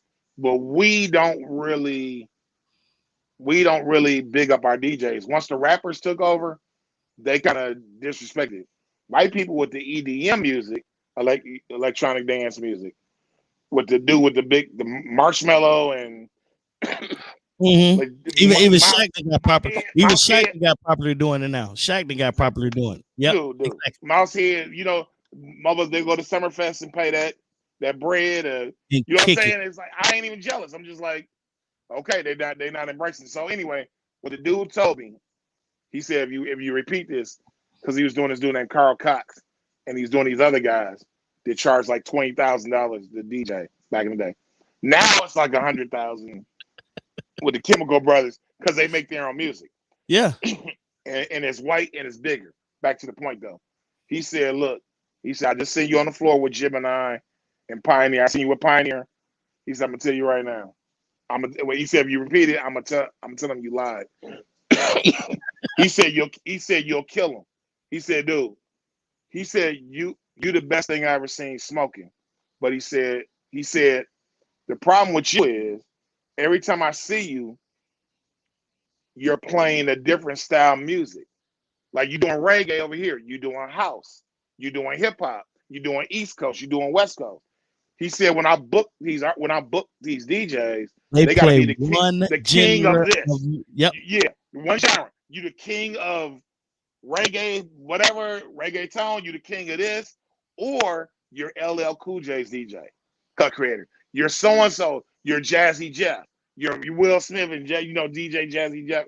You not that dude. You either got to produce a record, or you got to just go. This is my shit. I ain't touching nothing else. You know what's crazy? I couldn't do it. You know what's crazy? I didn't figure out how to market it. I didn't figure out how to do it. You know what's crazy? No, this is my other thing. That's in the 90s. That's in the 90s. When I first started actually buying music, I had to go to Scratch Pad when I went to go get my wax. I went to Scratch Pad. That's the record store. That's what everybody don't know. That's the record store in the 90s. Record store back in the day. Probably the dopest. Now, what was the name? What was the name of the store? It's actually a church now. It's actually right there on Silver Spring in Fond du Lac. Was it mainstream? It used to be Peaches, and it was Peaches before your time. Then it was mainstream. Mainstream music store. Now it's new. Greater Newburgh. It's Greater Newburgh. But that used to be an entire record store. So big ass dude. Stupid. Yeah. My point to this. A mall. A record. So when I started buying records, I went in and I got Eric B and Rakim, right? Mm-hmm. So the whole time, there weren't no videos back then. I mean, it wasn't no YouTube back then. We went and saw videos. So on the video, when you see Eric B and Rakim, dude, I didn't find out till I was almost damn near grown, 18-ish, that Rakim was the rapper and Eric B was the DJ. The DJ. So like they always used to put the DJ first. And it's crazy that nowadays people don't know that when they say Jazzy Jeff, the Fresh Prince, and it used to be Jazzy Jeff and the Fresh Prince. Right. They started putting the Fresh Prince in front of Jazzy Jeff. So the DJ was the main person of the artist, man. So Run DMC, dude, they to me it was the DJ that always Run was the DJ. Well, here's how really Grandmaster Flash. So really was the DJ. He talked shit. He put the records on. That's how it started. And I rapped. So I got rap records with Royal Dynasty and all that shit. So you rap and you do it. What happened was the rappers would come through, and what the DJs would do, look, man, I need somebody to talk some shit to the crowd while I'm switching these records up. I can't keep the hype man. Basically, right. Yeah, you basically the hype man. So what happened was they started doing that shit. They talk Flash one time, da da da da da da da. My man D, he cuts da da da da da, and I'm so and so, and I da da da da. And then what happened was they took that shit like when you give a motherfucker an inch, they take a mile. The rappers kept taking it, and by the time you got to Cash Money or Quit, all that dude, it was gone. Rap. So even DJ Quick ain't talking about DJing. He still, you know what I'm saying? It's like he was rapping, everything's right? all about the rapper, and the rapper's like, fuck that. And then they like, when you tour, we don't need to take all this equipment. All we need is a DAT tape or a CD player. All we gotta do is tell the sound man to play our shit. And they fucked up the culture. Yep. They fucked up the stage show. They fucked up. I agree. They fucked up the interaction between the crowd. They brought 20,000 niggas out. They rapping over their own vocals. That's damn near worse than being Milli Vanilli. You know, that's damn near worse than lip syncing. That's real talk. You can hear Buck on. Your breath ain't catching up. It don't sound real because it ain't a real instrumental.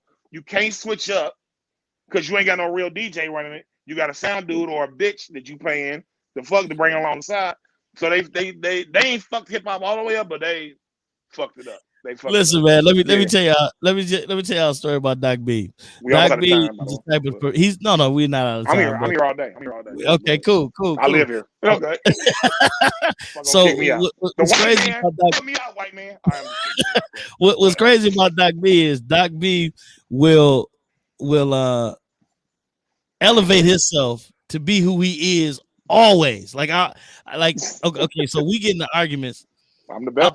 Now think about this real quick, Doc. Think about this. I'm the best ever do it. Think about this. So it was a certain comedian that Doc called me about. And he called me, he was like, man, what is up with this dude? I said, man, dude, he gonna be the hottest thing out here. Doc was like, man, he's not funny. I'm like, Doc, he is funny. I said, dude, you don't understand. It's all subjective. Like right now, you don't see it, but trust me, brother, he's the next thing jumping. He's like, do you know this? I'm like, yeah, I know him. I've seen him on the road. I worked with him before. He been to Milwaukee. What? He been to Milwaukee? Yeah. So to make it all come to circle, Doc got his hand in everything, right? And he expert on everything, but don't know everything type shit. and I love the fact that we can have debates. I love comedy. I love comedy, dude. And then he'll have debates on something, and then later on he'll come by and say you was right. So tell him who that comedian was, man, that I told you that was gonna be the next. I thought Kevin Hart was overrated. I thought he was overrated. I still don't think you won. He made them. Dude, that's why he ain't on nobody's top 5. Look, you know what you got? Let me tell you something. This is what you got to do, and you can tell when a nigga losing. It's like when they talk about rap. Man, a nigga making money though. He's selling out arenas though. I say it like this. We talking about joke. I say it like this. Nigga. I say it like this. Oh, he called. In 5 and 10 years. No, I'll put it like this. In 20 years, when we gone. You want to see him a Corey? You want to see him a Bill Burr? Nope. What's going to happen is. You want to see him Richard? You want to see him a Richard? People going to be talking about Kevin. People going to be talking about Kevin for 50 years plus. True. He got to be top 5. People don't talk about you if you're not 50 years. Ain't nobody going to talk about you in 50 years. Ain't nobody going to talk about me in 50 years. That don't make it. That doesn't make it right. Who? Okay. You know what's funny? They talking about 50 years from now. You know what's funny? They're gonna be talking about Tupac 100 years from now. They're gonna be talking. Matter of fact, I think like my little brother said, Tupac gonna be white 100 years from now, Tupac gonna be white. Tupac can be black. Is Tupac better? Is Tupac better than Jay, Biggie, KRS-One, Cool G Rap, Ice Cube? Is Pac better than any one of them motherfuckers? Not you to know me. damn No. well he ain't better than none of them. No. He more impactful, but he's more impactful. Right. So when it comes to Cardi B is more impactful than MC Light. Can she rap better than MC Light? No, she cannot. Can she rap better than Nicki Minaj? No, she cannot. Okay, But my point about Kevin Hart is, everybody don't make me hate on Kevin Hart. Don't make me hate. No. I'm not saying you hate on Kevin Hart. I was just saying. He got 10 motherfuckers writing for him. This nigga got 10 motherfuckers writing for him.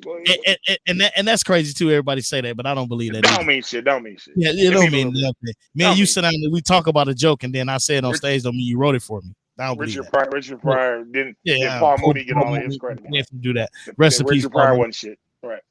Yeah, come on, don't do that. So when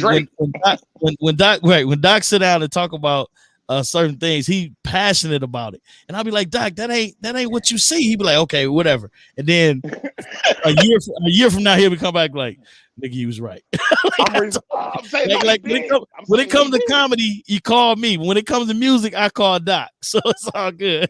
Oh, dang. Okay, I'm a humbly step down. All right, nigga. All right, so who top five? Who the top five? Who the GOAT?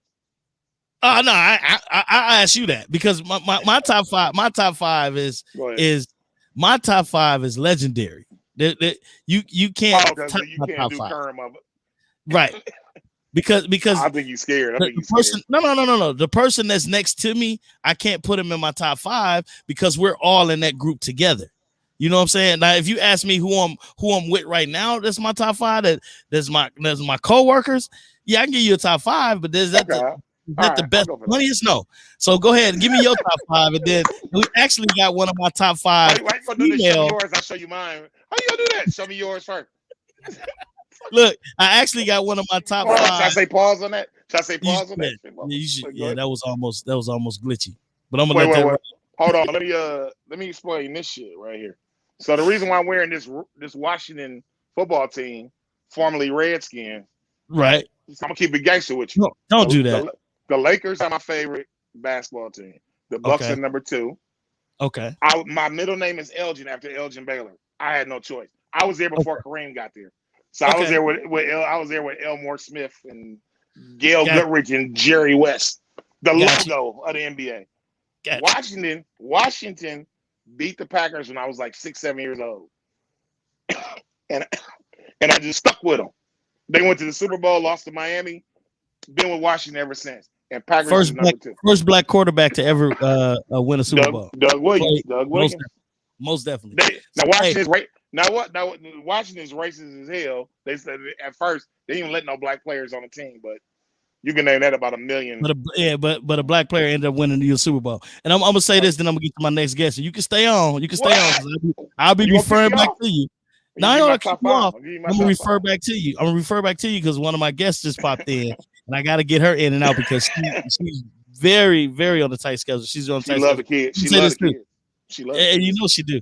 I'll say this real quick too. I thought you was wearing that trying to mess with my Steelers. You know, my Steelers was undefeated until the Redskins football team beat them last year. So I thought you was poking fun at me, but I'm glad you didn't. Doc, stick around, man. Okay, stick around. We're gonna talk about your top five. I was gonna name the comedians, but go ahead. I'll wait. Yeah, wait on that. Hold it because you with me. But I got to get to this young lady because she's amazing. But Doc, you ain't going nowhere, so stay right there. All right. All right, man. I might go get a charger. Other than that, go do that for sure. Right, for cool. Sure. All right. So yeah, I got Doc B on. Still here, y'all. Still with us. He's not going nowhere. He's staying with me. But this young lady bringing to the show right now. Let me go real quick and pay a couple. Well, just one bill. I don't need to pay both of them.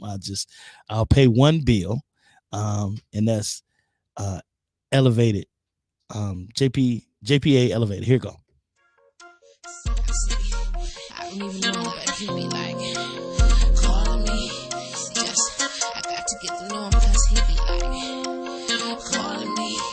Just calling me. Let y'all know, man, I am taking over for Patrice next couple weeks right here live with JustPatrice, but I'm just D-Rock. That's all. Sponsored by blowradio.com, JPA Elevated, and Keep a Smile on Your Face. Okay. So thank y'all for having me. And before I get to my next guest, I do have to give this young lady her flowers while she's here. This young lady is amazingly talented, dancer, actor, comedian, just a wonderful spirit to have around.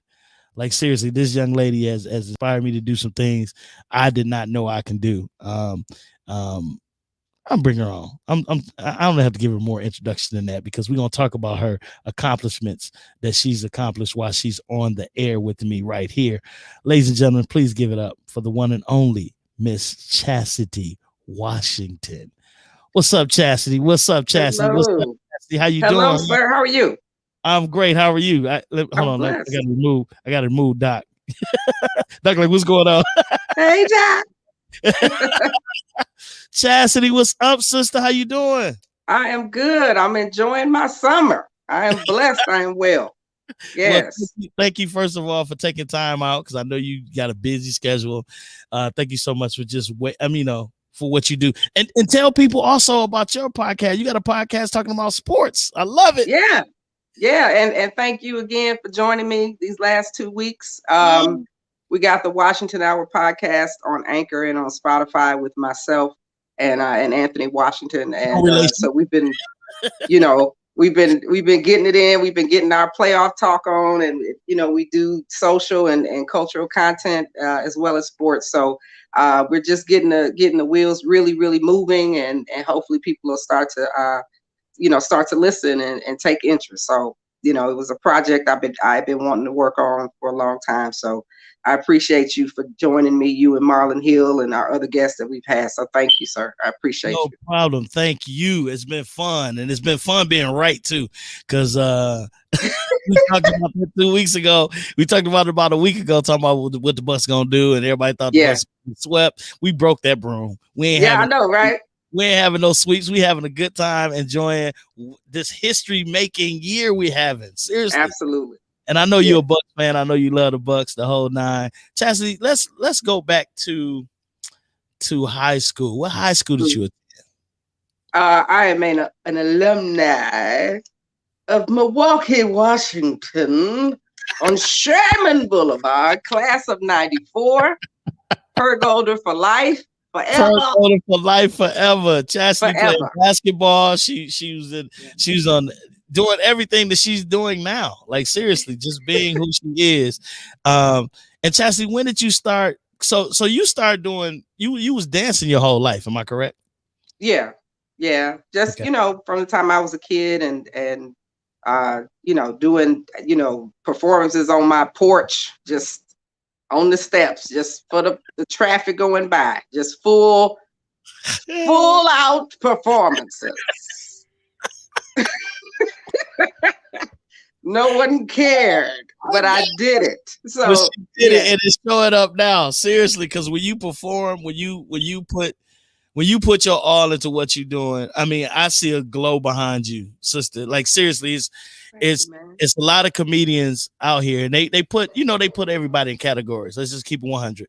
They put the females over here, female comedians, and then they say, short comedians, and they tall comedians, Midwest comedians, Southwest, Northwest. Everybody but Chastity, I have seen you on some stages where I'm like, she is the best doing it right now.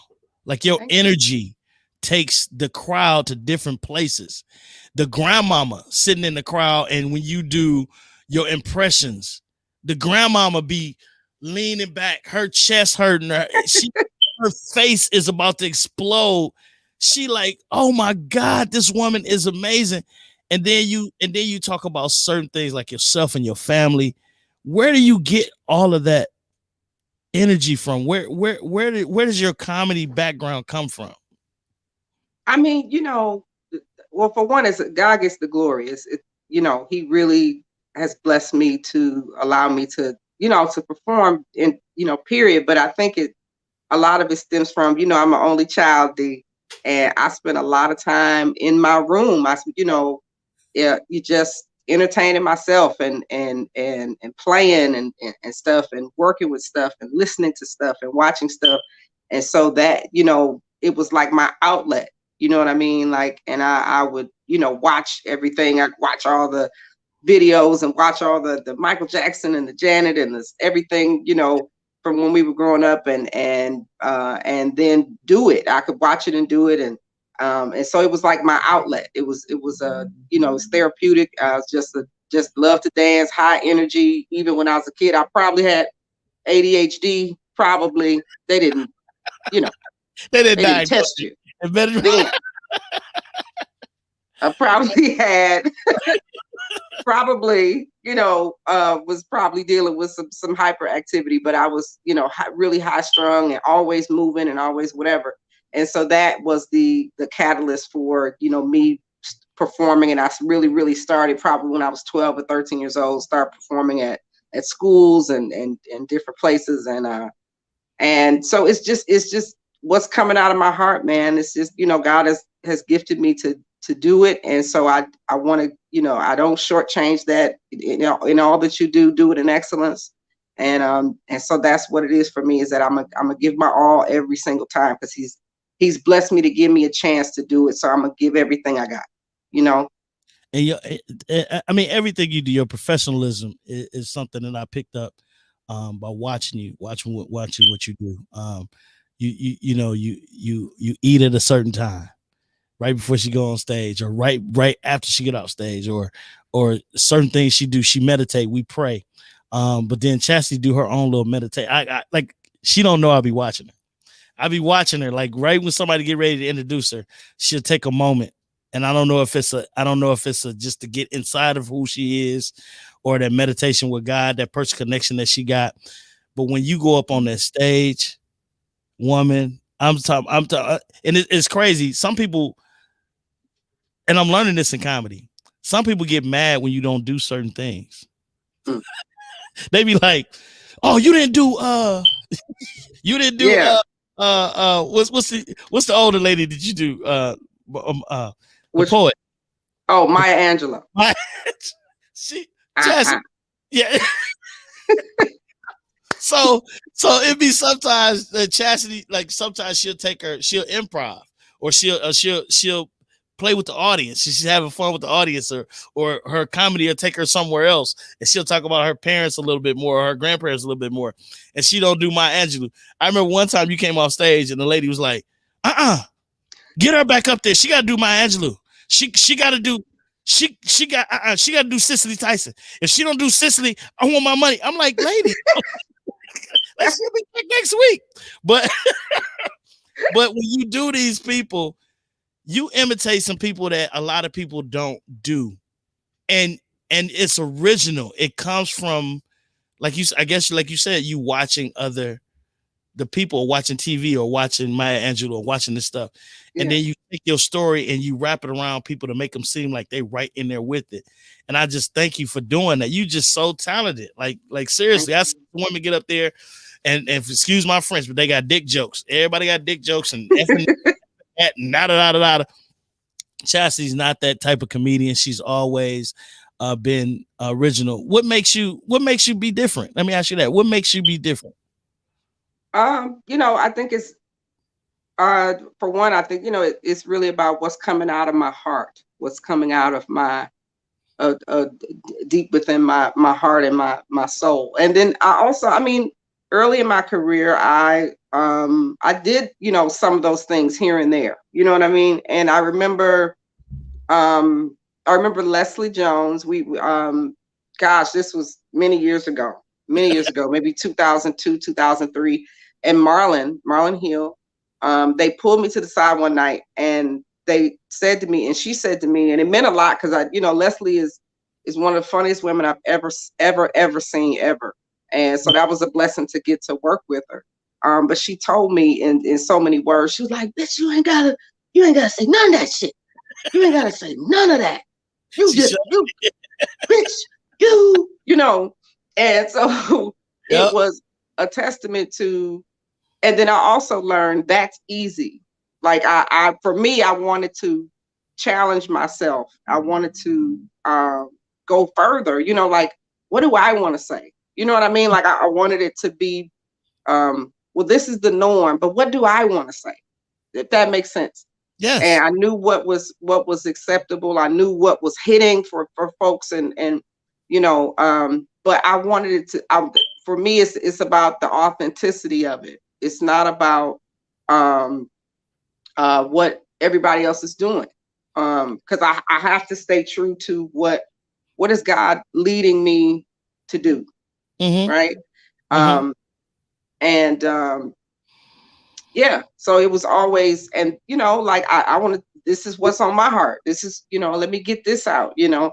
And so that's what it was for me, was just to challenge myself to do it, you know. This is what's on my heart, this is what I want to talk about. I don't want to do, you know, they do whatever anybody else does, that's their what's in them, you know. But I wanted to be able to get out what was in me. And so, look, you know, even with the impressions, I remember thinking people need to know and care.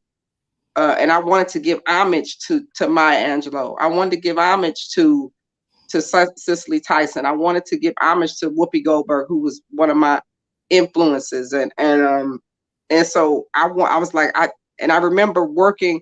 It took me 3 years to get to the Whoopi Goldberg impression. It took me 3 years to get it right, to do it.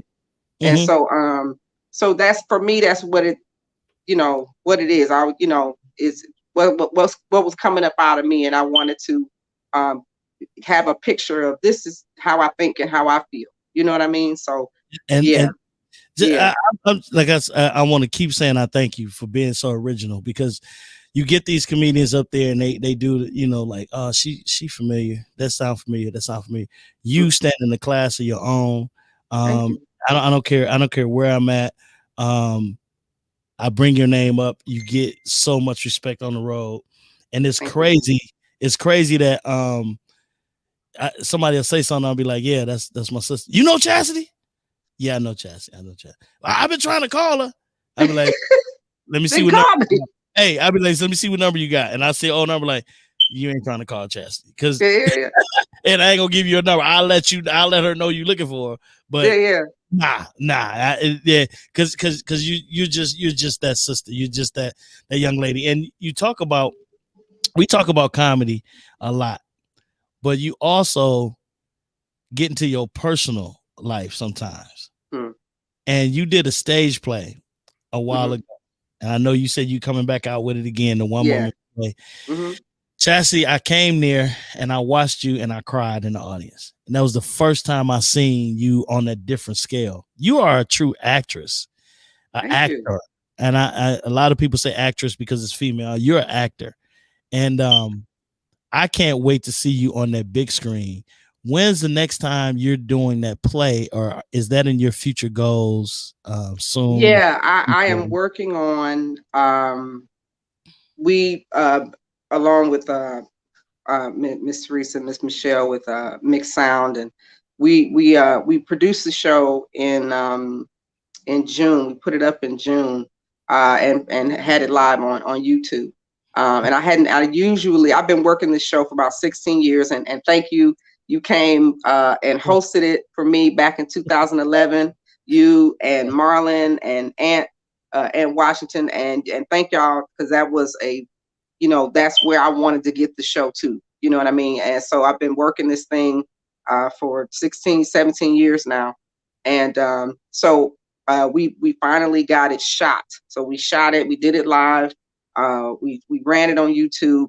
It got blocked. It is blocked. If anybody tried to watch it, it got blocked because of the music. So we have to do the licensing with Warner Brothers Music. So once we get that squared away and get the permission to use the music, then we'll be able to produce it again. So hopefully I'm looking into trying to put it up again live, with an audience, because of the pandemic, we had to do it in a different setting. So that's in the next couple of months, I'm hoping to get it, get it and get it put up. And when you see it in a theater, as you saw it, it's a longer show. So it's the, 8 different characters and then the stand-up, you know what I mean? I started writing that show, D-Rock, in 98, Wow. 98, 99. Wow. And then progressively added characters to it that were just on my heart to, it just came. It's all God's grace, but it just came. I just wrote everything out and did it. And what it was like, all of these women have a story, and everybody knows somebody that is somebody in this show. So that's why I, continue to do it, and I'm working on other things too, writing, more stuff and scripts and whatever, and developing, just trying to, get everything out and get what I can get produced, and prayerfully in the next year and a half, I'll be able to get everything out. You know what I mean? Like, I have a series of plays that I want to direct, you know what I mean? And do that. And then so yeah, I'm just continuing to just try to put my best foot forward, and, however God gonna bless it, it's gonna be blessed, You doing it. I mean, and a lot of people don't know, Chastity is still active teacher, instructor, as I like to call her. Yeah. She instructs these kids in the right way. Like, seriously. I try. You I too? try, man. Listen, I already know. But a lot of people, like, they be like, can you talk about the kids some more? And Chastity be like, no, I don't want to think about them damn kids. Because it's so original, just saying how you take it on a different aspect. I try to do the same thing, because if you don't laugh, you'll cry. You'll hurt yourself dealing with them kids. Them kids. Oh my God. How do you? I know how you deal with it. Please tell the people, what's one way you deal with these kids on this? Oh my God, Miss Washington. You do that, I'm Listen, and because you've worked in education and work in education, but people don't understand, like, and I say it on stage, but the stress level, every single day, like, something happen every day. Somebody is crazy every single day. Demarius is gonna burn something down every day, and you like, please, God, let him not come today. Why? Why didn't he take a sick day? I need one of y'all take a sick day once a week. Demarius got perfect attendance too. Every day. You hear every day. How come you ain't never sick? Never. Never. Huh? Oh my goodness. Oh my goodness. Oh, Chastity, you are amazing. Let me ask you some on the road questions. I'm all over. I'm jumping all over, but people want to know a little bit about you too. Let me ask you this. So I know you're a Michael Jackson fanatic still to this day. Yes. My son is too. Shout outs to little Dominic. He just a fanatic of Michael Jackson. Who in the industry have you like almost shocked? Like, is that such and such? Who have you ever been starstruck? And if you have, who was it?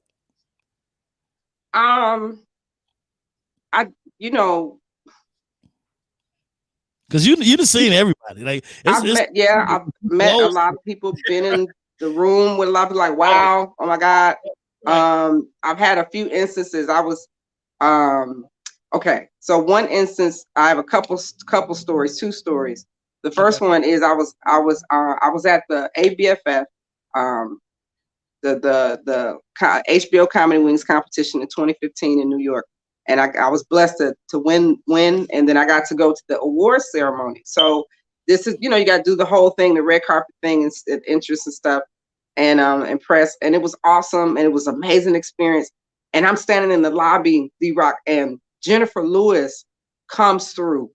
And Jennifer Lewis, those people that don't know, Broadway movie actress, everybody's mama, she Tina Turner mama, What's Love Got to Do with It? She was Tupac mama in Poetic Justice. And she walks by and she just just floats by. She just floats. She just gradually just floats by like she on a cloud. Like she just, and she goes by, where's my seat?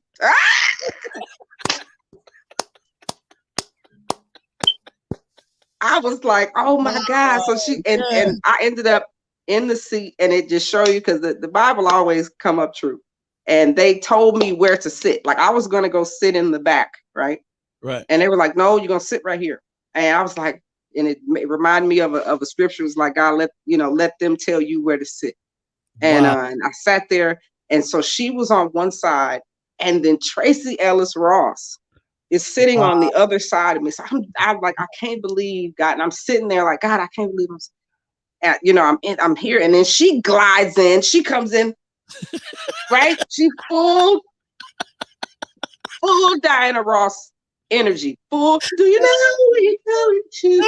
Right? She came in.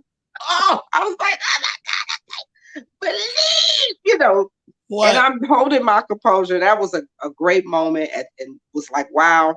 And then the second one is this was like my first trip to Los Angeles in like 2000. And I had just, with the blessing, and this is an interesting story that's connected to something else, but I had just seen the Queens of Comedy tour, right? Mm-hmm. You remember? And I had got a chance to talk to Monique after the show, and she was so nice and so sweet, just encouraging. Yeah. And she gave me people's numbers. Like I was like, I'm going to LA and Miss Monique and and she's like, yeah, and baby, just do, talk to this person, this and that. And so I got out there, and one of my friends, Allison Phillips, shout out to Allison, worked at the Academy of Television Arts and Sciences. And so she had access to some events. So I got a chance to go to an event where they were honoring Gregory Peck, right? From, famous actor from, To Kill a Mockingbird and, Hollywood royalty. So I got to be there with all these other amazing folks.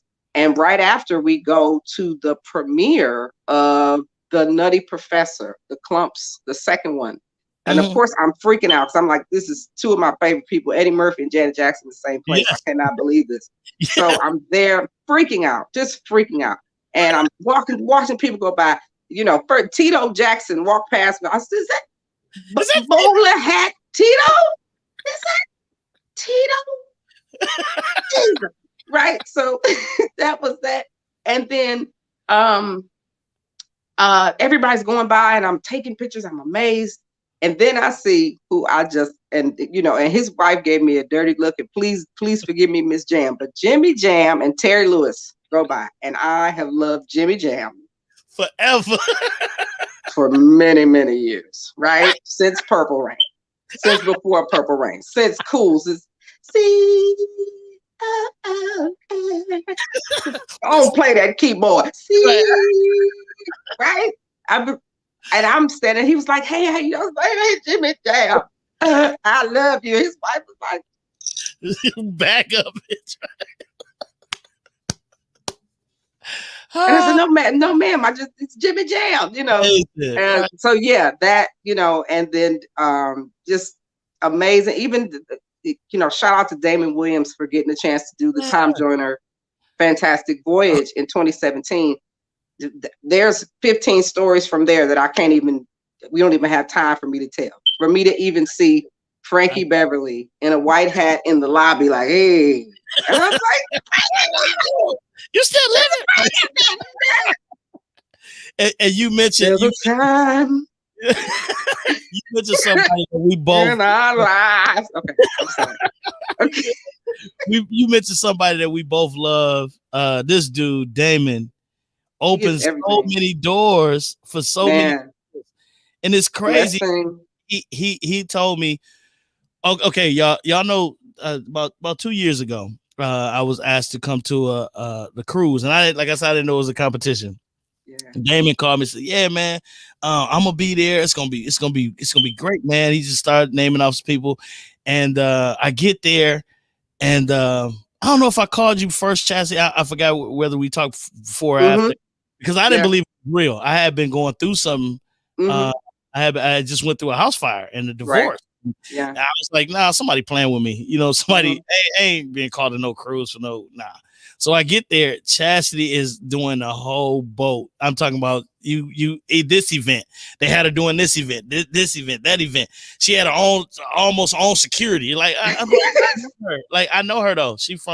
I know her. Just tell her look over here. I'm D-Rock. Hey, we went to school. We went to school. We went to same school. We went to school together. Yeah. I know her. And they looking like, dude, okay, but she working. like it was so crazy that Damon is a part of everything, and he's the most non-selfish comedian I know. He's amazing. Man, he is an amazing man. He put people in the right place at the right time, and you've shown him. You made him proud numerous of times because he'll tell me, dude. Now if you was Chastity, he'll tell me if you was Chastity. I'm like, what you mean? I can't be. I can only be D-Rock, but I'm just saying, if you was Chastity, I could get you on the tour. I'm like, come on, bro. But no, it's never any. I just love the fact that when I go and I see people that I know that I work with that I'm affiliated with. I mean, we've had conversation on the phone, 2-3 hours, and we ain't even talking about comedy. We just talking about life and just being in the presence of greatness. So you are who you are, and I thank you for being a friend to me. Like seriously, thank you. And thank you, sir. You listen. Speaking of the boat, I was so proud of you, man. I was so proud. I was like, and you're supposed to be neutral, hosting it, and I'm like, I'm pulling for D-Rock. I can't say it out loud. And I'm like, every time you went up, I was like, fun. Just so much fun. It was just crazy. It was just, and like I said, the competition part really kind of threw me off. And then those couple judges that came to like, dude, if he didn't curse, if he didn't do, you would be one of the top. I'm like, dude, I had got to the last round, and I was like, dude, I already won. Like y'all don't understand. Like I forget the money, forget the accolades of being the winner. I already won. My comedy, my originality, the stories that I was telling that I learned from you and Marlon and all these cats, just be original. That got me there. I didn't pay to be there. They paid me to be there. It was like, so I already won. So I'm gonna ask you this. I know you gotta go. Wait. I want to say really quick before you ask me the next question. Okay. Because I have to say that you and we would talk, when we talk, me, you and Marlon and Anthony last week, but I can remember, and I always talked to you about these leather pants.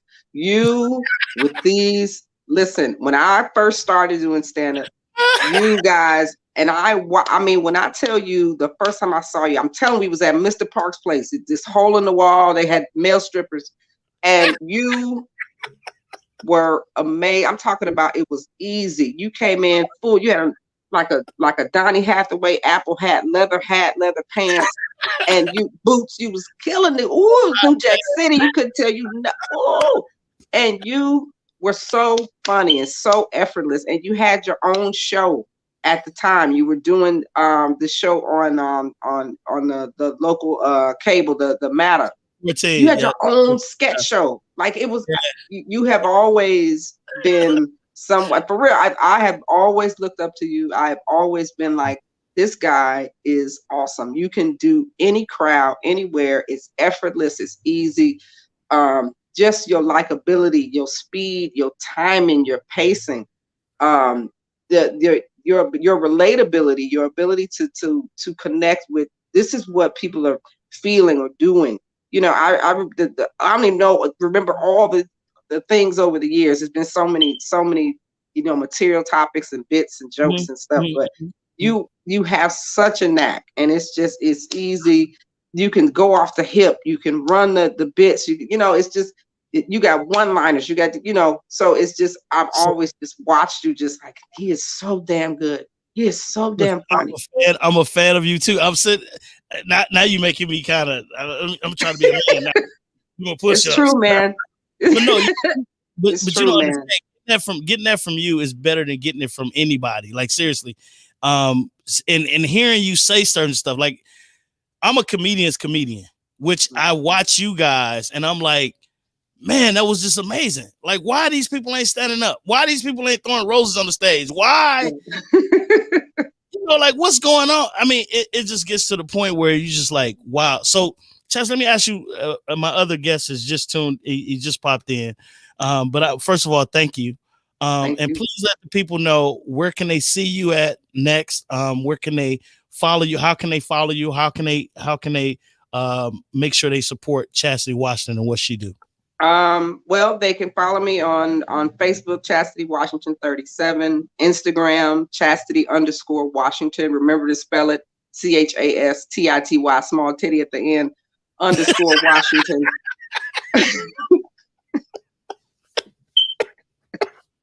People don't spell it right. I'm like Chastity D. No, there's no D in it. They can also look at Chastity Washington TV, where I'm developing content. There's some content on there on YouTube, and also Chastity Washington on YouTube. Yeah, and the Watching Hour podcast on Anchor and Spotify. And yeah, just hit me on Messenger. Just say hi or whatever.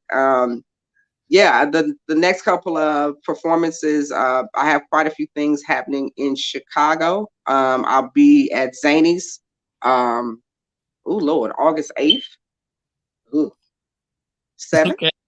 Right. Somewhere. I'm sorry, August 8th. And August 7th, I'll be at Marlin Hills Comedy Pub.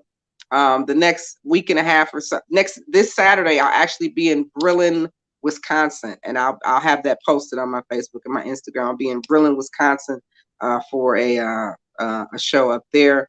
What else is going on? The next week and a half after that, I'll be in New York, and then I'll be, and I'll post those dates. Black Ass Comedy Show on August 1st in Brooklyn, New York.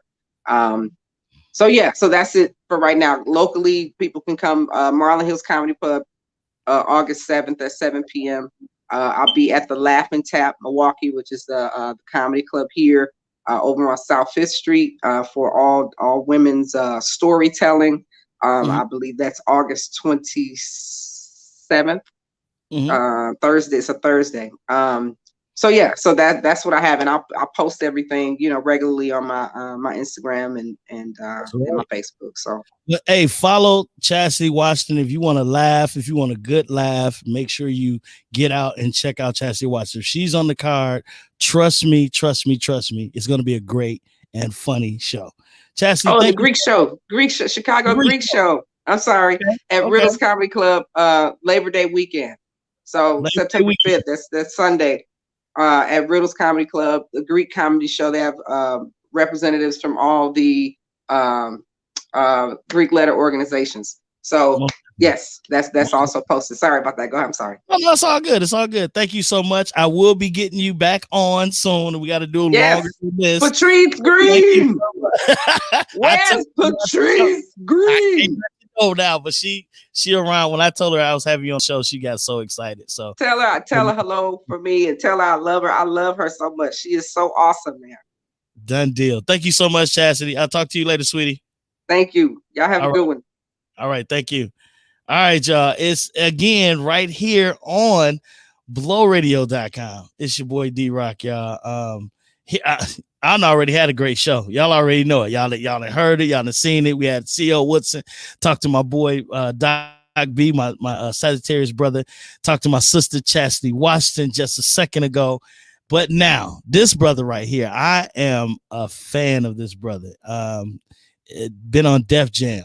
When I say Def Jam, I mean go back and look at the tapes. A lot of comedians. Honestly, the host always say Def Jam. They always say Comic View. They always say, but this brother, you can Google him. You can Google him. You can see him actually on these shows. And he's the most, how can I put it? He don't go right down the street. He going to go across the street, down the street. This brother writes books, writes plays. We're going to find out more about him. This is actually my first time meeting the brother. We have been talking over Instagram and Facebook or inbox and whatever. I bought his book before. I bought some information from him. Always been relevant in the comedy world. Ladies and gentlemen, bringing to the JustPatrice live show right here on blowradio.com with yours truly, D-Rock Elevated. JP Elevated, JPA Elevated. Let me calm down. This brother bringing him to the show right now. None other than Mr. Daryl Middleton. Yeah, Littleton. Like, hey, I'm gonna say it like this. We're killing people. D Militant. Yeah. What's up, brother? How you doing, man? How you doing, D? I'm loving life, man. First of all, thank you for taking time out, man, just to kick it with a brother, man. We've been talking for the last 5-6 years, just back and forth. Yeah. But thank you for taking time out, man. Let the people know who you are and what you do real quick. Well, I want to start by saying, shout out to Chastity Washington. The last time I worked with her was in Racine, Wisconsin, and that was the end of, it was right before COVID hit. Okay. So it was that December before COVID. And yeah, you're right. She ain't no slouch. You better pack a lunch if you want to follow her. That's so right. I packed my lunch that night because I'd worked before, and yeah, she went up after me. She went up before me, and she knows how to connect to that audience, man. Yeah, so it was a pleasure watching the interview you just had with her because yeah, she's good people and she's funny as hell. Thank you. So now that I've done that, now that I've done my good deed. Who are you and what you do? Well, here's the deal, because you did ask me an honest question. Who am I? What do I do? What I am not is a hater of any other comic. I don't care what no other comic gets. I don't care if you get $1 trillion tomorrow because you told one joke and you stole my joke. I don't care, because whatever is meant for me, I'm going to get mine. And if you going ahead and hustling for somebody else, I've been doing this for 30 years. So I've seen them come and go. I remember a guy told me one time in my first year of comedy, he said, man, I'm going to give this thing 1 year. If I don't get over in a year, I'm out. 366 days later, I did not see that brother again. He wasn't playing. He wasn't playing. This is not for everybody. That's so right. Who I am is I'm a guy who actually, I got into comedy kind of late. I was like 28 years old. And I know you're going to do the math now and figure out I'm 92, but it doesn't matter. I still look good for 92, goddamn it. When I got into comedy, I had already done like real estate. I had started sales before then. So to me, comedy, not that it's a sale, but it is. When you got to sell a joke, you got to sell yourself. It's the same principles of sales. But I used to sell real estate. I did mortgages. I used to go door to door. I sold security bar. No, this is funny. I used to sell security alarm systems. Like if somebody tried to break in your house to hit the window, boop, boop, boop, boop, boop. And then somebody would say, well, I don't know, man. I don't think that's going to work for me. It's like, no problem, sir. I got security bars here. Dude, I was Mr. Haney. I was that motherfucker off of Green Acres. Whatever you need, I'll pull it down. I got it. I got you. So when it came to comedy, it's like, this wasn't really a hard thing for me as far as the hustle. Right. The discipline of comedy is hard for anybody. You got to find who you are on stage. And once you find that, don't walk away from it. Because everybody knows about Jimmy Walker hated, Dynamite and JJ and Flip Wilson didn't like being Geraldine, but that's what got you over. And the dumbest thing in comedy, and black comedy, white comedy, it don't really matter. The dumbest thing in comedy was, do you remember the Unknown Comic? He had the bag over his face. Had his bag over his head. Okay, he had bookings up for 2 years, solid. Around the world, he had tours set up, but his ego took over because he could take the bag off backstage and walk around the showroom. Ain't no groupies. See, that's one thing about comedy. We like groupies. That's right. It's part of the business. Damn it. Shit. So he take his bag off. Don't nobody know who he is. Ain't nobody clapping for him. He walking around and everybody's like, hey, out of the way, buddy. So he went on TV and took the bag off like, hey, I'm Murray Langston. And his agents and managers got a call the next day. You can't be the unknown comic if we know who you are. It was the greatest gimmick in show business history, but he blew it. He blew it. And I knew who that guy was. If anybody used to watch the old Sonny and Cher show, the old one, well, Sonny was alive, obviously. The old Sonny and Cher show, Murray Langston was one of the comedians on the show. You had a brother, I forgot what his name was. You had a brother, you had Murray Langston, you had a couple other cats, ensemble comedians. Mm-hmm. And he was a breakout. He was a breakout because he came up with that unknown comic, and then he was stupid because he got rid of it. I don't know what he's doing now, probably hitting crack somewhere while I'm talking. With a bag over his head. Right.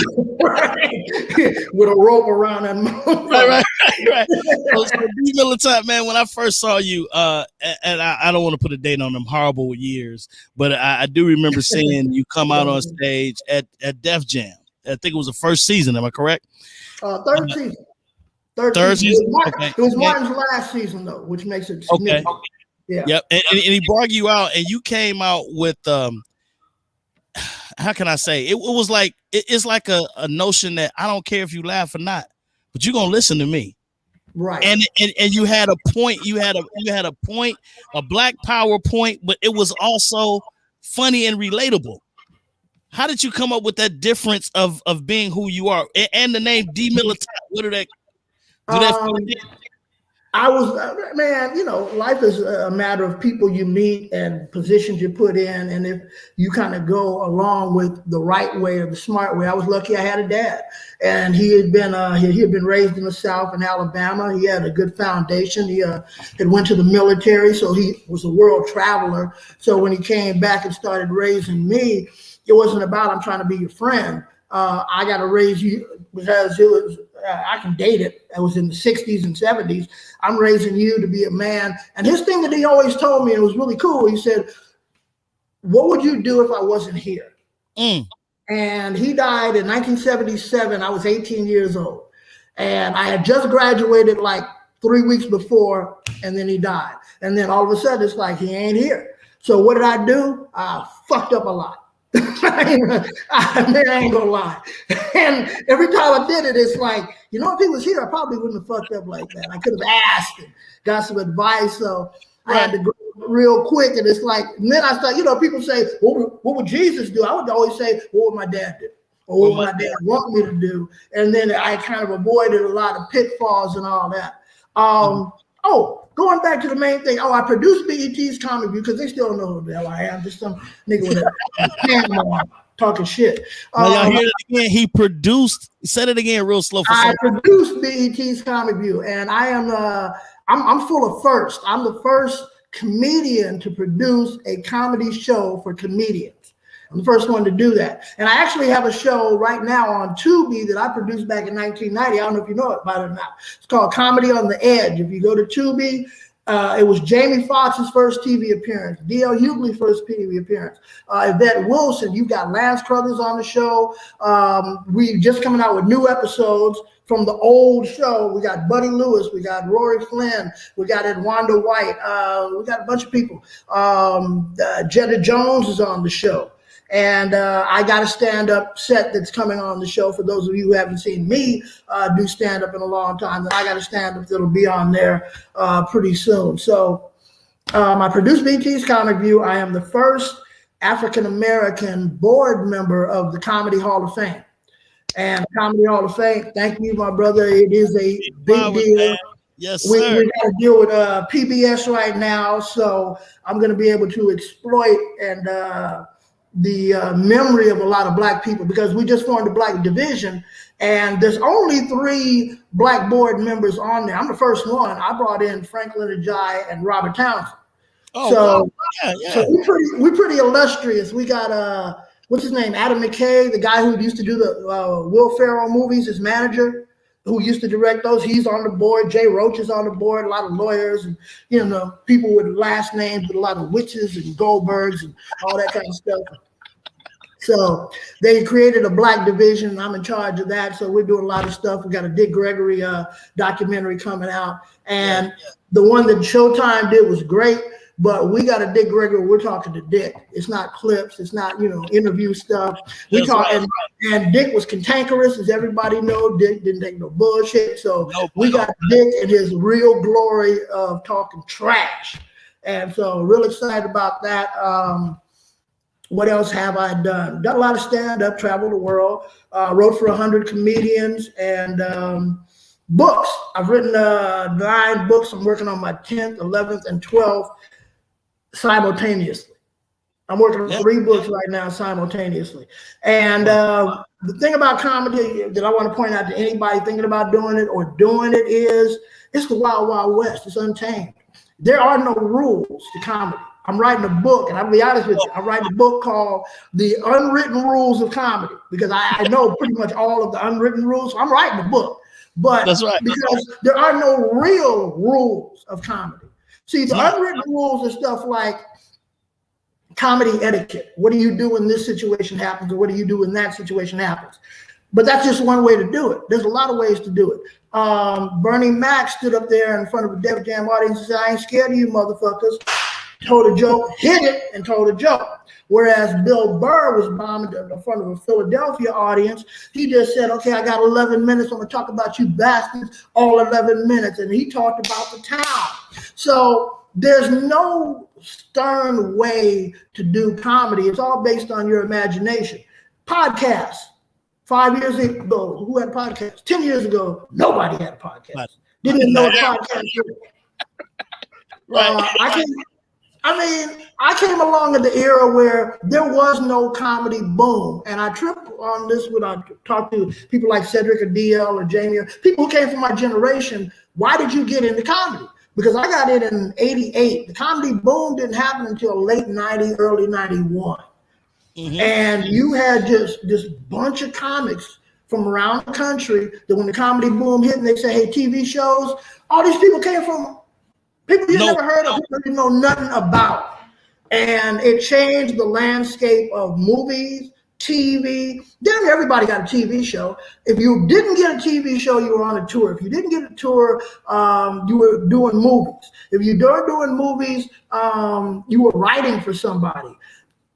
The opportunities in the early 90s for any comic, if you didn't do nothing, that was on you. That was on you. If you have no footage of anything, completely on you, because they were looking for people. And like I said, I was producing Comic View, and they came to me and said, "We need to find more people." Here's a funny story, RNSJ story for you. I saw RNSJ at the Comedy Act Theater. They had told me recruit more comics. And I went over to RNS and I bought him a drink, and I said, "Hey man, you know, over at BET, we want more comics for Comic View." He said, "Man, I ain't doing that shit. I'm gonna do Def Jam. That's what I'm gonna do. My material. I'm gonna do it on Def Jam. I'm gonna blow the fuck up. Fuck BET." And it's like, okay, all right, I understand what you're saying, but let me just say 2 things to you that might change your mind. He said, "What?" And I said, "Shucky Ducky, Jamario." And he said, "So what?" I said, "Both of them brothers was on Comic View. They're on tour right now. We're at a club this weekend locally. Them niggas is on the road. So you don't have to do Comic View, but Comic View plays you twice a day, 6 days a week. We repeat your ass till people are so tired of you, they know who the fuck you are. Def Jam plays you twice. And if you missed it the first time, I may not stay at home Friday night to see this nigga on the rerun. I may miss it. But with Comic View, I'm going to see it." And our dad said, "All right, I'm in." And that's how he got the show. That's how he became the host. I was doing that for all kind of people, man. I was letting them know, we ain't paying you. We'll give you $150, but we'll give you $50,000 worth of free publicity that you can't get nowhere else. And it's BET. That's so smart, man. I mean, it's a lot of comedians that don't do homework. I did my homework and I watched the credits. At the end of the credits, a comedian told me, "Watch the credits, D-Rock. No such entertainer. Watch the credits. Watch the credits. You want to find out who writing? Watch the credits. Watch the credits." So when I seen your name come up as producer, I'm like, D. Miller Tot. And then I go back and I look, and I'm like, "Oh, he was on this. He did this. He did that." And dude, you've been funny. You've been doing your thing a long time, and some of that, and majority of it has been behind the scenes. A lot of people don't know that. For a lot of people, man. That was not planned. That wasn't planned. Okay. I want everybody else that got into stand up. Hey, I want to stand on stage and tell jokes around the world, and get the big money and the fine women and fast cars and all that. But it's a machine. Show business is a machine, and that's why certain people get pushed, certain people do not get pushed. Certain people get pushed, and if they I'm not going to say offend, but if they don't go along with the program, they get pushed back and minimized. And your average career lasts about 5 to 10 years. That's the reality of it. If you look at who was around 5 years ago or 10 years ago, a lot of them people ain't around no more. And if they are, they're not hot anymore. I mean, people try to blow away what I'm saying, but it's true. If you can be hot for a certain period of time, but then you just established. I can use Lawrence Fishburne. Lawrence Fishburne was hot, what, in the 70s, 80s? So he had a good 10-year run. He's established now.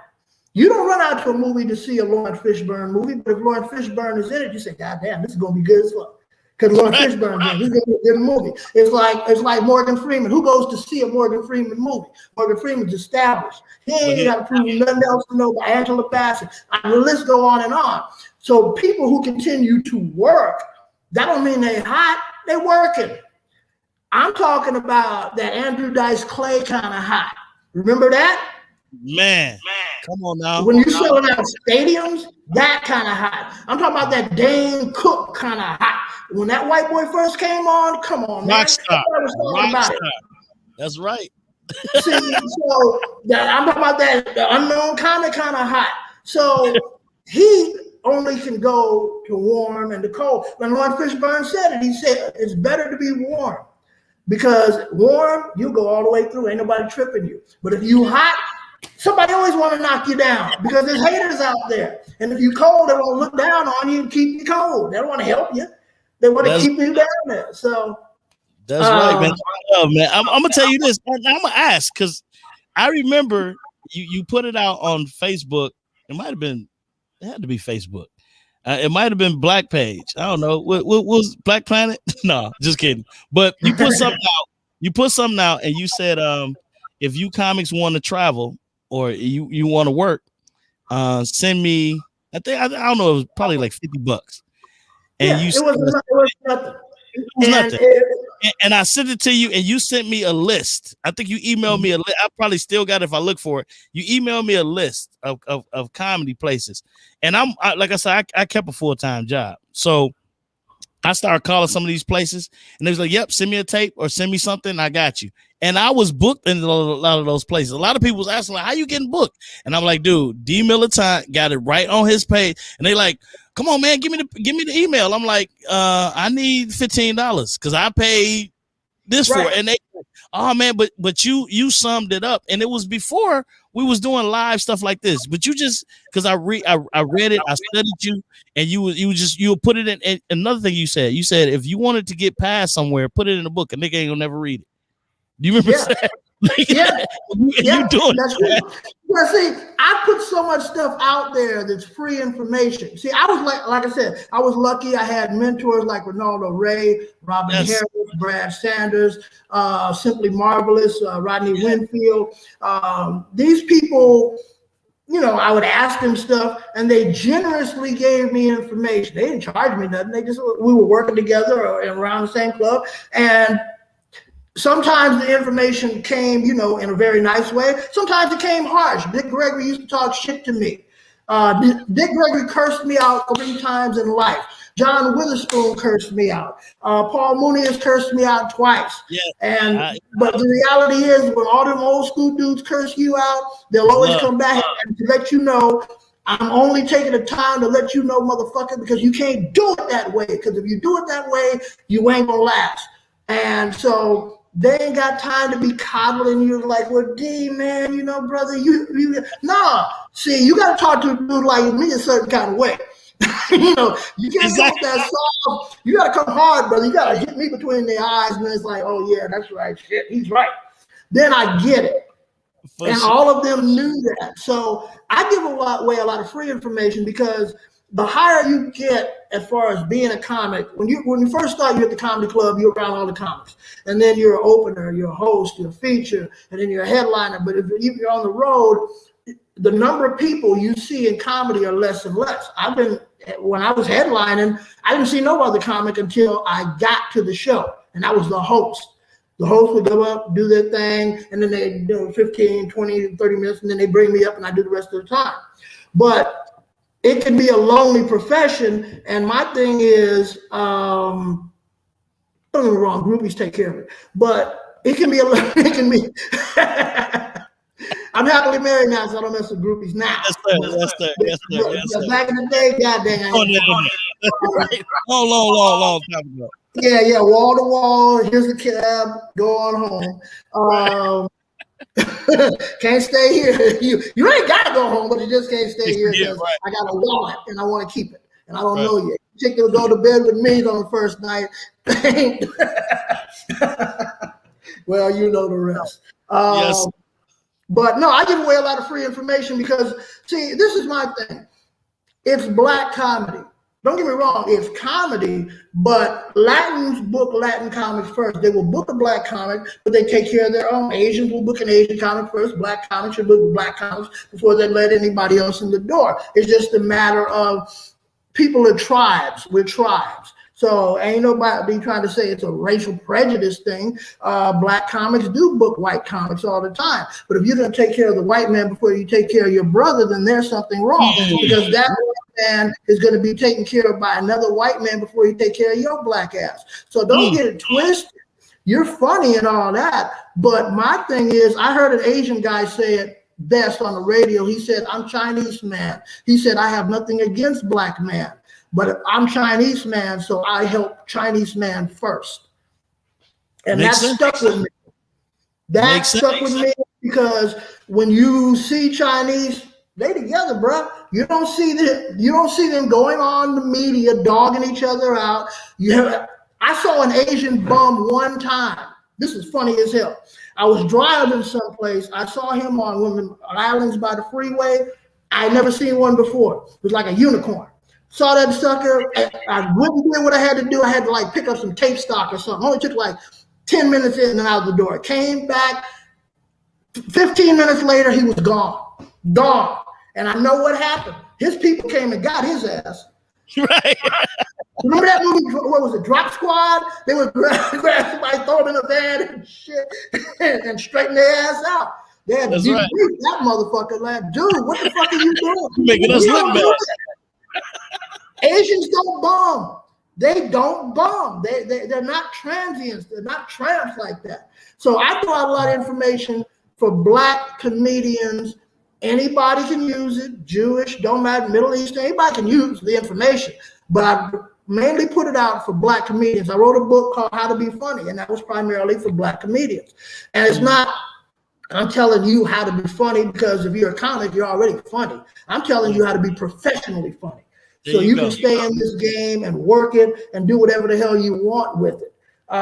If you want to have a day job, you could. If you don't want to, you don't have to. Because I'm trying to give you the tools of it ain't just about the stage. Because anybody can take you off the stage. See, there's the problem with comedy. If you're not diverse, anybody can mess up your game at any time. If I was just doing just stand-up, COVID came along. I can't do this stand-up. Now what am I going to do? I got to wait till the doors open again to make some money. I'm a writer. I'm a producer.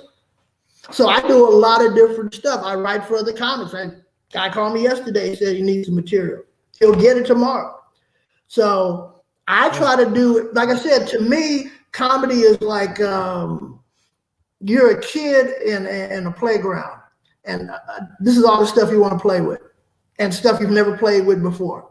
And so nobody can tell you how to play with it as long as it's fun.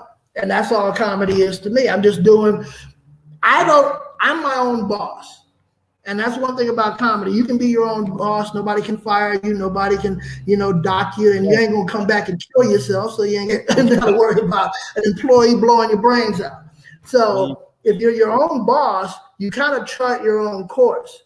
And don't get it twisted that your manager, your agent, that they're your employers. They're not. They're your employees. They get 10 to 15%. If you're getting the majority, how the hell are they your employers? So you have to know which butt to kiss, and you have to know how to let people know who's really has the leverage here. And sometimes it is them. Don't get me wrong. They're 15%. If they got something for you and you start acting an asshole, they'll give it to somebody else. So knowing how much leverage you have, but also being smart enough with it, and then having a set of principles of your own, what you will do and what you won't do. When I hear dudes complain about, they approached me to wear a dress, and it's like, okay, you didn't do it. What's the big deal?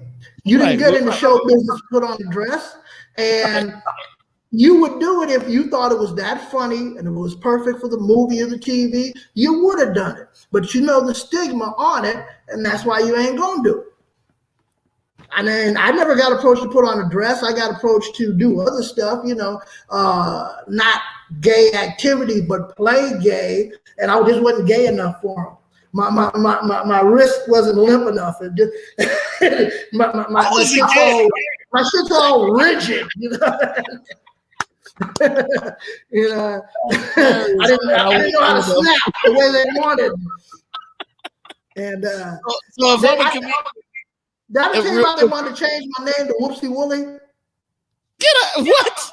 I tell that story all the time. I don't want to overtell it, but if you never heard it, I'll tell it. No, please tell it. It's a great story. I was at the Comedy Store. They auditioned me 8 weeks in a row because it was Monday night. And, I have Monday Night Football, so there's hardly any audience, 12, 15 people. But I was ripping every single time. So Missy Shore finally was like the 8th week. And I asked the manager, I said, man, how many minutes do you get if you're a regular here? He said, 20 minutes. I said, I've come here for 7 weeks and I've given you 10 minutes of different material. So I've given you 70 minutes. I'm going to give you 80 tonight. He said, yeah, she'll make a decision tonight. So I went up, I did my thing, and she called me over to her booth, and she said, oh, my God, you're so funny. I love what you do, and I'm going to blow you up. And I'm like, oh, yes. And she said, and I like Whoopsie Wooly. And I said, huh? What? What'd you say? And she said, I like Whoopsie Wooly. And then, what's Whoopsie Wooly? That's what we're going to call you, Whoopsie Wooly. And I'm thinking, you ain't going to call me no goddamn Whoopsie Wooly. What? How the fuck you gonna do it? How you gonna do it, brother, like that? I mean, 1 minute you gonna say, I'm gonna blow you up. I'm gonna blow you up. Now I see what you did for Jimmy Walker. I see what you did for Richard Pryor. You blow. I see what you did for Robin Williams. You blow motherfuckers up. So I'm down. Right. Blow me up. Push. Go on and blow me up. But you're not calling me Whoopsie Wooly. And that was kind of the beginning of the end. I got a reputation of being difficult after that because I said, okay, well, she said, I have a stage name, D. Militant. She said, yeah, I know. She hated it. She's an old Jewish woman that wanted nothing to do with D. Militant. And I said, well, why would you just call me Daryl Littleton? And she said, all right. She didn't want to do it. Now, the thing is, and I knew this was going to happen, it's her club. I can ask for whatever I want. I can draw my line in the sand all I want to. But at the end of the day, it's her club. And one day she's going to wake up and realize, who the hell is this motherfucker to tell me what to do in my goddamn club? But I had 9 months before she did that. Right. I stuck around for a while. I dictated a certain amount of policy. And then finally she realized, who is this motherfucker? And a lot of people don't know that she runs the club, and her son is Pauly Shore. Yeah, the Weasel. Everybody knew. Yeah, the MTV. Man, that is so funny that you say that. See, I've told that story a lot. And I think Pauly has heard that story because I saw Pauly about 2 months ago at the Comedy Store. We were putting our names on the wall and shit. And I hadn't seen this dude in decades. And we used to always be cool. And I said, hey, Pauly, what's up, man? And he's like, hey, man. And I said, you don't remember me? You used to call me Tone Loc. He said, yeah, I remember you. Man, why do you keep giving me a hard time? I'm like, what the fuck? I ain't done nothing to you. But if I talked about your mama, I guess that is kind of giving you a hard time. Let me see if we can some music, and then hopefully we'll be back. It looked like it's coming back in. Oh, okay. There you go. No. Yeah, I lost you for a minute, but you were saying. Okay. Go ahead. What was I talking about? Pauly Shore. Pauly Shore, yeah. Oh no, I was just saying I saw Pauly Shore a couple of months ago at the Comedy Store, and he asked me why was I giving him a hard time, and I was like I didn't know what he was talking about, and then I realized I told that Whoopsie Woolly story a lot, and and I do his mother's voice, and and sometimes I over exaggerate it, and so if you talk about somebody's mama, yeah, I guess they could kind of get mad at you, but your mama was public figure. Right. So if I'm a comedian that wants to get into the game, first of all, I want to let you know this. We're working on getting you here. I want to put some comedians in front of you, if you don't mind.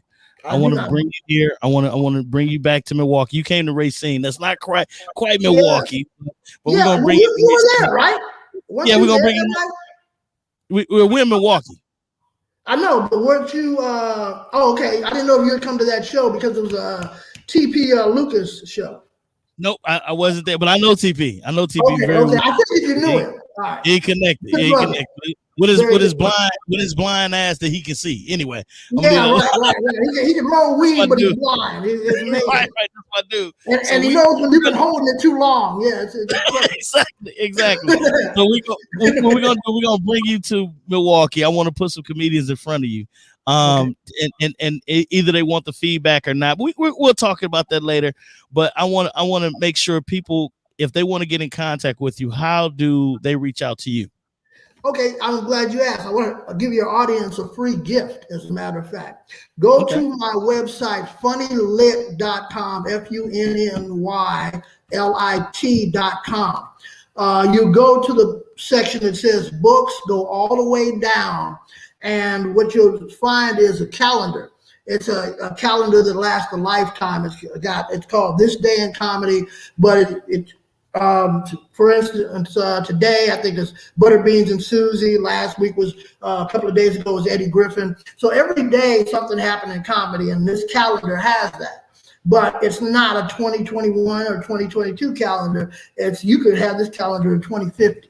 And it's got a hell of a soundtrack to it. It's real cool. And all you got to do is just yank that link out, put it in your phone, put it wherever, your laptop, and it's a cool calendar to have. So that's free. That's for me. Go to funnylit.com. All my contact information is there. If you wanted to hire me as a speaker, as a comic, if you want to buy one of the books, I have 9, as I said. 2 of them are on how to do comedy from the ground up. And then I've got the 3 historical books. One of them is right here. What do you know? Hey, just happen to be right here.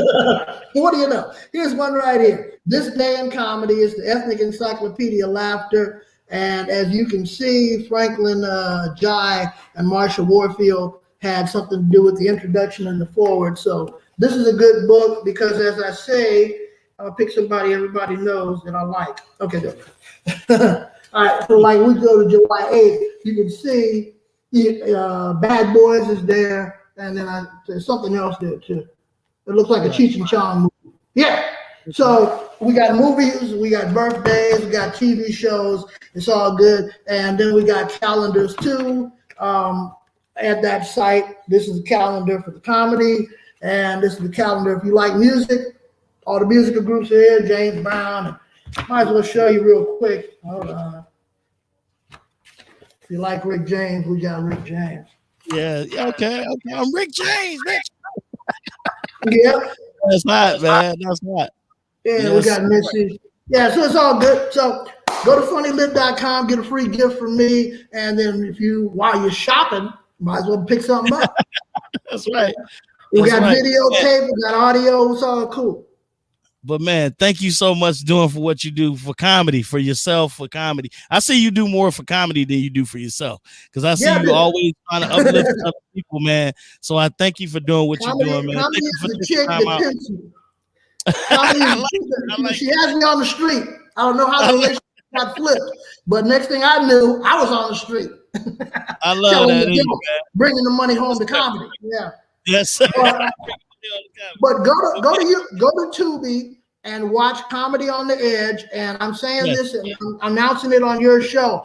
Comedy on the Edge was shot in 1990, and because there was no streaming back then, we aired it first season streaming opened up. We brought it back this year. We've got 8 shows. We've shown 5 episodes. We've got 3 more coming up.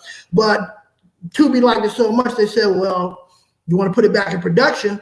Even though those shows had already been shot, I'm going to put it back in production probably in August or September. I'm going to be looking for old footage from comics. So if you had anything from the 90s, anything from 2000 before, and it's been on YouTube or whatever, and you want to be exposed for it or have, get some work out of it or whatever, we need to talk. I'll send you an agreement, and if you like it, then we'll put you on TV. Done deal. We're going to make that happen, man. But thank you for your time. Thank you for thanks your for having me, man. Thank you so much. I'll be contacting you, man. We'll get back together. Let's do it, brother. Y'all take it easy. Thank you, man. Bless you, bro. You too. All right, man. Yeah. Hey, man, just let y'all know that's an experience that most comics won't get. You can't buy the what just happened. This brother right here, D Militant, has done his thing over and over again. And like I said, I challenge you to go Google him. Go to Def Jam old tapes and watch this brother get announced by Martin Lawrence, and then look at the credits of some of the comedy stuff that you like nowadays. This brother has wrote for comedians that's still working to this day. Some of the hot comedians that you thought that was all hot, that stuff came from D Militant. That stuff come from Daryl. I mean, and you see what he's original, brother. He knows who he is. He loves comedy, and I thank him again for just being a part of my show that I'm taking over for Patrice for the next couple of times. But thank y'all so much for just tuning in, man. Just staying here. There's a couple people logging on and off, and I'm not at the numbers. I ain't about the numbers. I'm about the content. I had a couple brothers that tried to get on, but I couldn't cut D Militant, man. That's my dude right there, man. That's dude that I'm almost starstruck right there. I'm serious, brother. That brother right there, man, has done some marvelous things. And if you do your research, you would know exactly what I'm talking about.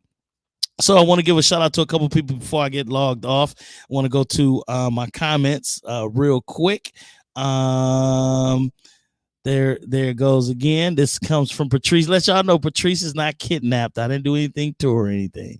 She's actually working on her school. She's coming up with these last classes, and she needed some time. And I told her, I will step in and help out as much as I could. Now she don't want me to do her homework. That ain't what she want. Cause anyway, I ain't finna go there. I barely graduated from high school. But anyway, Patrice Green just wrote, is absolute honor. Thank you for the blessing of the show and your time. Respect. Legendary status. Thank you so much, Patrice. That's hashtags on that. She know how to do it. Gonna give a shout out to Miss Mason Hayes. She said we never get the credits that she deserves. Yes, I know, but yes, she's getting her credit with me. Trust me, she is off the chain. Patrice, my manager, y'all. I don't let her manage no other comedians. I'm honestly like it's like two or three other comedians. They be like, D-Rock, can Patrice manage me? I'm like, nope, you ain't funny enough yet. You ain't funny enough. So it's all good. And then I help manage her too. So we trade, go back and forth. Patrice said she's about to cry on the show simply because everybody giving her shout outs. Chastity said she said Google me, bitch. Chastity watched it. Yes, Chastity was on the show. Give a shout out back to CL Woodson, the writer producer. We want to give a shout out to you, Patrice. He said it was his pleasure being on the show. And it was my pleasure doing the show. I'm trying to wrap up and make sure I get everything like I'm supposed to, because I hate going overtime. I want to give a big shout out to Homer Blow and blowradio.com for having me, for letting me sit in with Patrice and doing what she does. Just to let y'all know again what's happening with Patrice. Stay tuned because she got a lot of stuff planned. Are you finna get in here? You gonna step in real quick? She gonna step in real quick. Look, y'all. She here. She told me, she was like, D-Rock, I'm here, but I'm not here. So she's been here doing her thing, y'all. Go say something. Hey y'all, what's going on? I know y'all can't see me. I just want to slide through real quick. I want to shout out to my boy. Thank you for holding it down for me. I appreciate that. You know what I'm saying? I do a lot of complaining about folks and their health and making sure they're taking care of themselves. So I did all my doctor stuffs and took care of all of my doctor stuffs. And then after that, I had some school things to take care of, and my boy was holding it down. So I'm very thankful. Thank you for you all who have been logging on, who's communicating with him, chopping it up with him. You know, it's hard out here, you know, talking to the earth. You know what I'm saying? Shout out to everybody that logged on. I'm so, dude, you had a dope show?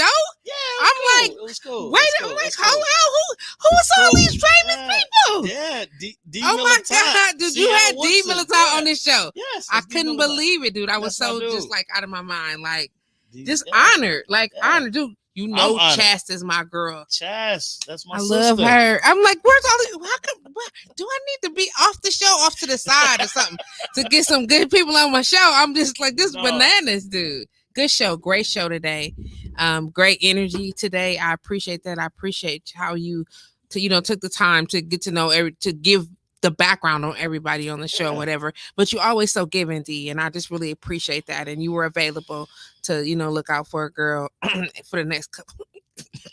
And I just want to thank you for. And I'm gonna say this, y'all. I'm going out of town next week, but Patrice, I really want to do the show live from Phoenix.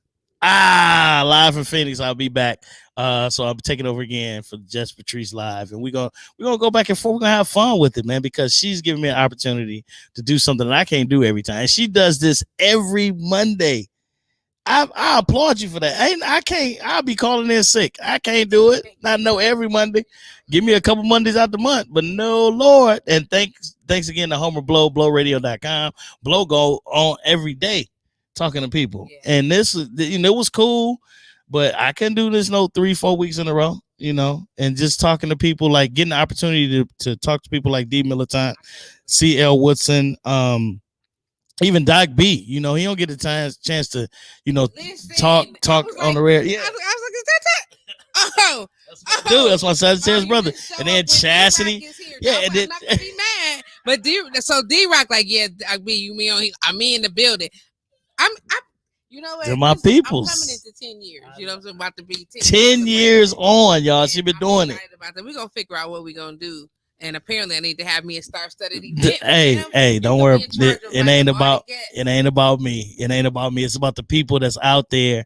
And some of you guys logging in, logging out didn't really get into the comedy world, but this is for my comedians. So and we're gonna share it. We're gonna make sure everybody know it. It's on YouTube, so it's gonna be on my channel, which I'm working on, which is YouTube is KASOYF. Y'all know what it is. Keep a smile on your face. That's my organization. That's my foundation. That's my LLC. That's everything. And we're gonna really start pushing it to make people know where they can come to get some true comedy, some laughter. We need some laughter in our life. And I'm gonna keep going back to D Militant. What he said. You can't fire me. You can't fire me. Some people want to fire you from the radio. They want to fire you from TV. They want to fire you from all. But Kwame Brown is who I'm working on next. I want to talk to him. I'm trying to interview Kwame Brown because he's a brother that they called to bust his whole life, and now he's doing this. He has his own podcast, and he's making money and then giving the money away. That's what we supposed to do, y'all. We supposed to actually recaptivate and grab stuff and tell people it's more than out there than just what we see. Stop forcing stuff on our kids. And I know this is your show. I know this is blowradio.com, but I am so tired of watching stuff that's steering our kids down the wrong directions. Like I ain't got nothing against the lesbian group. I have nothing against them. I have nothing. If you're a lesbian and you grown, that's fine. But now we got shows that's pushing our kids towards being something they don't even know about. Why not watch a show like this where a kid want to be inspired to be a comedian, and they look up D Militant and be like, "What? That was him?" Or Chastity Washington? What? Oh, they want to be a DJ like Doc B. You can live 40 years DJing? That's what he do. That's what Chastity do. That's what D Militant has showed you, that you don't have to follow the format of being what you've been told you can be. Be what you want to be and captivate it and make some money on it. Same thing how we doing it now. Is that what you're doing? Seriously. Is that what you're doing? Seriously. I'm loving it. I'm loving this right now. So again, y'all, thank y'all for tuning in. Again, we're here live with JustPatrice. There she is right there, but I took over for a couple weeks to make sure she get her rest and make sure she getting her schooling together and make sure she getting her things together. I have no problem with stepping in when she needs me to. And we want to thank blowradio.com. I want to thank everything. Stop telling people your business. Okay, I'm sorry. I want to give a shout out to Miss Thick with it. Oh, you don't want me to say it out loud. She said this part. What that part? This. That shit is sickening. What's sickening? What's sickening? What you talking about, Miss Thick with it? She. I guess me giving you props. No, that's not. That's not what she talking about. See that's what I gotta get. I really gotta get that part. Yeah, get the timing on where she at. She is a doll. Okay, I get that. Okay, I get that. But yes, thank y'all for tuning in. Real talk. Thank y'all so much. We'll be back again next week. Same bat time, same bat channel. We'll be champions by the time y'all see me again. I'm letting y'all know that right now. I'm not saying Bucks and 6. I never said Bucks and 6. I just said one more win. One more win. One more win. But anyway, gotta play this one more time before we leave. Huh? No. All we need is one more win. What are you talking about? No, 2 more wins. If you going for the Suns, we finna have a problem. We finna have a problem. All we need is one more win. Do not do that. Don't. We's about to. Don't. What video? When you was down there. What you talking about? Nah, that was a win ago. No. Now we need one more win. Don't do that, Patrice. She almost got it. I swear. Not like she wanted it either. I swear, folks. That's what we not finna do.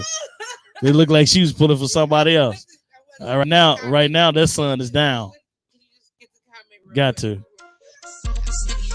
I don't even know, but he be like calling me. Just I got to get to know him because he be like calling me. Just calling me. Y'all, just let y'all know it's appreciation party is gonna happen, but more information will be right here, so don't make sure y'all stay here. And this your boy I love this right here. Let them know what it is. The envy of many. No need.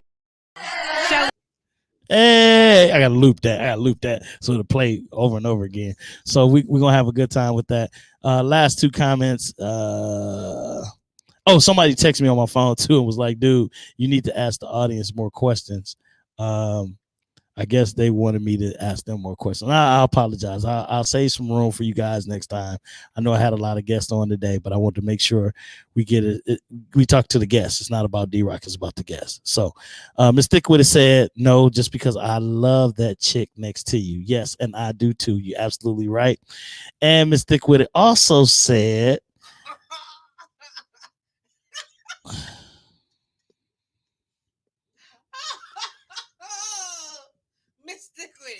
Thank you. Hey, we want to thank y'all for logging on to blowradio.com. It's your girl, JustPatrice. Shout out to my brother, my homeboy, D-Rock, for holding it down for me. Yeah. I'm trying to find it. Listen, I love y'all, but for the sake of the wellness of my friend, we out. I holla.